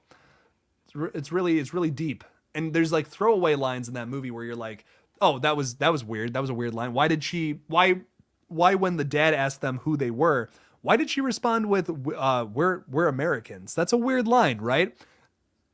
Runs real deep, and it has a big old fat meaning, which is interesting. So, thoughts on the entire Slumber Party Massacre franchise? I believe there isn't a bad film in the interesting, Jacob. Interesting take. I don't love the third one, but the rest of them are great, is how I feel about them. I really do like the rest of them. The third one, I saw it once, pretty lackluster. I personally wasn't a fan. But I love the first one's amazing. I have the steelbook of it. It's great. I've seen it a few times. I love that it's kind of a parody of the slasher franchise. It kind of did what Scream did before Scream, which is cool. I love that flick. I also love the second one because of the killer, who is just outrageous and has this like fucking crazy guitar that he kills people with. And he's like the son of the owner of Little Caesars or something. Like it's the weirdest story behind that second flick. It's so weird, but it's a must-watch slasher flick. I really enjoyed that one. And then the remake is really good. I liked the remake a lot. I think it's a cool spin on that original concept and kind of makes fun of the franchise once again. I really liked most of the Slumber Party Massacre movies. I really liked, but yeah, the third one is, like you said, very boring. And like the director in all the behind the scenes stuff kind of talks about how she didn't really want to make a horror movie. But yeah, there you go. So I don't know. Will you be disappointed if Allison kills Michael instead of Laurie? If Michael can even be killed? You can't kill the boogeyman after all. How I feel about this, Blaze G, by the way, I just love your profile picture. What a cute doggo. I love it. Cute doggos. Doggos are appreciated here. All the doggos.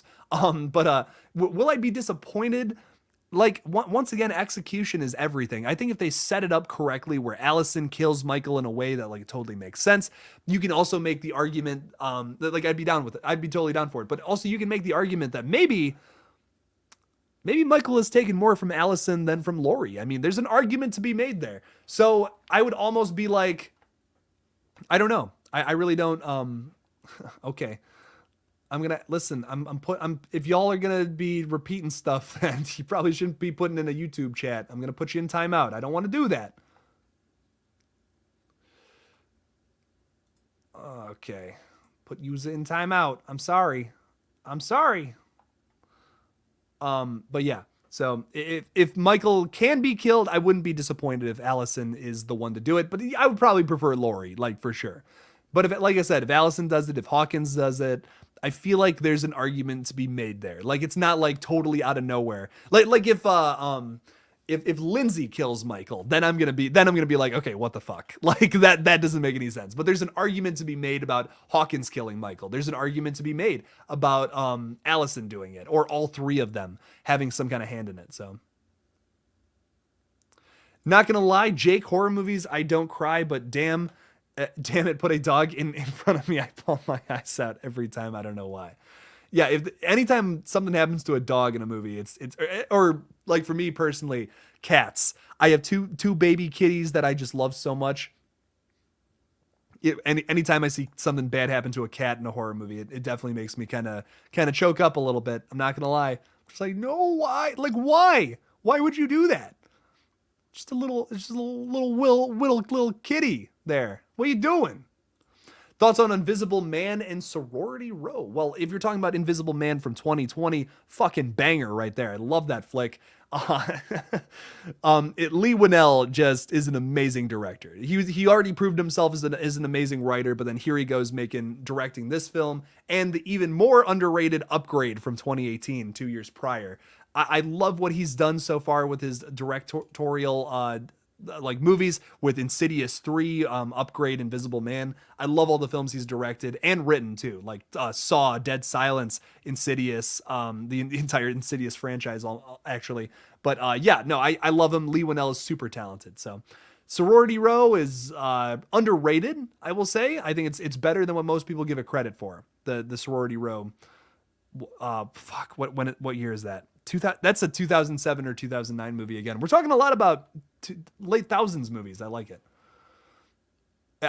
Yeah, I've already seen I've already seen Firestarter. Yeah, the cat in Firestarter is just like, what? Like what? Like why? Why? Come on, that was so unnecessary. Would you play a nerdy kid in a horror movie if you could, Jake? That is my dream right there. Man, I listen. My dream in life is to become a creature actor. I would love to, like my thing that I would love to do is just put on a bunch of makeup, go to set one day and just be a creature for like a couple of hours. If you told me that was my job for the rest of my life, I would kill it every single time, just going crazy as like a creepy creature. I feel like I got the face for it too, because of these big old bug eyes. So these big old bug eyes and this massive forehead. You could put some horns on this baby. I could do a devil character so well. You would have so much to work with this. Come on. Be perfect.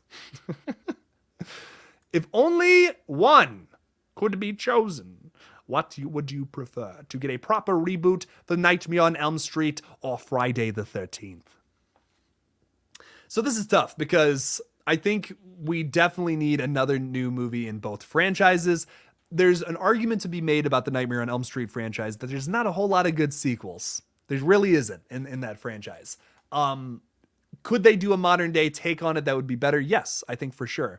And it would be nice to have another Nightmare movie that is something I would frequently watch or check out multiple times. So I see what you're saying there, but I'm leaning a little more towards Friday the 13th just because I feel like that's kind of what horror needs right now. We've been getting a lot of like really super like serious movies that are like they comment like with social commentary and all that, and where I really like those movies. It's nice to have a back to basics slasher every now and then, like X, for example. Sure, did X comment on like the seasons of life and how when you get older you can't do certain things like perform? How does that sound? How is that YouTube safe? Probably. You can't perform as you get later on in life. Yes, does it comment on that? Sure, a little bit, but it's not it's not like super focused on that like some other A24 films where they kind of focus a little more on like social things and all that.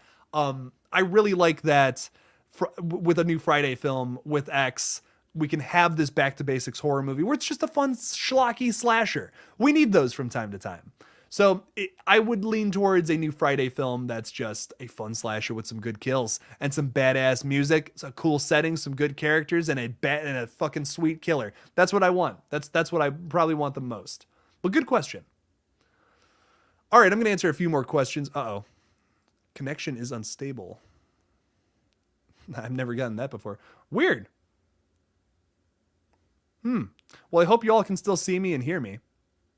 It says I'm still live, so here we go. But yeah, I'm probably going to answer a few questions if y'all are still here.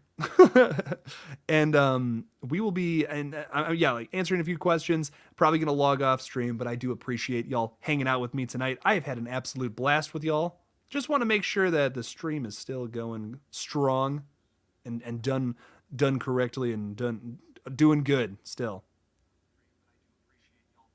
Yeah, everything's fine. Okay, I don't know.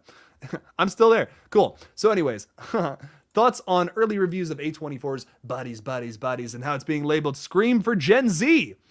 I don't think it's going to be as popular as Scream was back in the mid-90s, but do I think it's going to be good and fun? Yes. Anything A24 puts out horror-wise, I will be there opening night in a seat somewhere for the theater. I love, they're just amazing. They're my favorite production company that puts out horror movies nowadays. So no matter what they throw at us, I will be there in a chair somewhere checking it out. So sure. Do they have some duds every now and then, like Lamb or the Monster? Yes. But there's also the majority of what they put out is some of my favorite horror films from the past 5 or 6 years. So I'm very excited for Bodies. I think it's going to be good. I hope it's a good mystery element too, because if you're talking this up, you're saying it's going to be this generation's Scream, it better have a good mystery. That's my big things on it. Thoughts on Basket Case? Love the first one. I think it's super underrated. I actually feel like it's a 4 out of 5 stars, despite the acting being very questionable. I think it's a lot of fun. It's a movie I frequently watch a lot. I have the Arrow release of it. I don't know. There's something about it that's really special to me. It's really scary, just a really fucking weird concept that I love watching. The sequels are unwatchable in my opinion. I'm not a fan of them at all. But that first movie's a banger. So there's that at least. What else do we got? Quality just dropped a little bit, but still worth the watch, my man. Thank you. Hey, I appreciate that. Oh, okay. So yeah, we must have had a little dip in connection, but we're good. We're all good. We're still vibing. So excited for the Black Phone. Fuck yes, I'm excited for the Black Phone. I feel like it's gonna be one of my favorite horror films of the year. It's probably gonna be in my top 5. I'm pumped for it. It's Scott Derrickson's return to horror. He's been kind of just vibing the past couple of years, and here we are with now he's doing the Black Phone with Robert C. Cargill, I think is his name, or something like that. Very excited to see what they've cooked up with this. It's also based off of a Joe Hill short story. If you're unfamiliar with who that is, Stephen King's son. So it's going to be a banger. Maybe one day we'll get an adaptation of Heart-Shaped Box from Joe Hill, my favorite story of his. But for now, yes. I can't remember if you told me already, but have you seen The Voices with Ryan Reynolds? I want a watch party for it. Oh, absolutely. I love The Voices. That's a really funny ass movie. That's crazy. It's very, very dark humor at its best, I think. I also love Ryan Reynolds. He doesn't make a lot of good horror movies, but this is one of them. He's also in the Amityville remake, which is... It's something, but this movie's amazing. I love it. Also, visually stunning movie. Like he's in the pink at one point, like against this like really gross, dark background. I love it. Visually stunning movie. I really enjoy. I really enjoy the Voices, and also very silly, like just very darkly funny film. Do you think Halloween Ends will be as brutal as Halloween Kills was? No, Christopher Young. I think it's going to be a bit of a step back from the brutality that Halloween Kills was, and they're going to give us a film that feels much more like the original, where Halloween 2018 and Kills kind of feels like a departure from the stalking style that Michael Myers had in the original flick. I feel like they're definitely going to have that in Ends a little more. It's going to be like kind of a slower burn. You know, it's going to have less kills. Maybe it's only like 5 kills again. But what I do feel like we're gonna see in Halloween Ends is like much more like a slower burn with a lot of exposition, very exposition heavy, talking about the past 4 years, what Laurie has been up to, what Hawkins has been up to, how Allison is coping with the death of both of her parents, something along those lines. That's what I want to see from the film more than anything. A bit of a slow burn, Michael Myers stalking people throughout the entire flick, and then at the end it starts getting crazy again. So that's what I want from it more than anything. But yes. I do think it will be brutal, but not as brutal as Kills. I feel like we had that satiated in the last one. So, all right, one more. Who have I not talked to in a while? Patriots Production says, I think Halloween Ends will finish with both Lori and Michael dying. Perfect place to end, I think. Yes, I do think that this is probably the most likely ending, but do they risk it all and do something crazier than that? Like maybe Lori pushing Michael off of the radio tower together, and then like they're looking, Allison's looking down, and it's just like, oh man, thank God it's finally over. Like, you know, my grandma's dead, but at least Michael's dead now too. And then when they look back down there, Michael's gone and Lori's body is still just laying there. Something upsetting like that. I wouldn't put it past these writers or directors because of how dark this new timeline has been. I could see it happening. I think that would be really cool. That'd be a really interesting route to take it. If they both die and that's the ending too, I'm all right with that. I'm okay with that. But I feel like it's going to be a little darker and a little less of what we expect than just that. So, but thank you guys all for stopping by the stream tonight. Thank you for hanging out with me on this wonderful Monday night. I greatly appreciate it. And we'll be live again at some point this week. Probably, I think Thursday I'm going to go live at 4 to 7. So that's what my thinking is the next time I'll go live.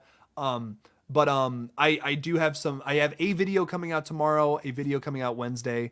But I'm mostly going to be working on Red Right Hand this week a little bit and this weekend. So, but thank you guys for stopping by the stream. Thanks for hanging out with me. We've had a lot of people watching the stream consistently throughout. Like the lowest we've gone is like 32, which is amazing. So thank you all for hanging out with me, guys. I appreciate it. So do good things for other people in this world. Go out and be a nice person, or go get some sleep, get some rest. And if you have work tomorrow morning, I hope it's not too rough or anything like that. Thank you guys so much for hanging out with me tonight, and don't forget to kill it out there, y'all.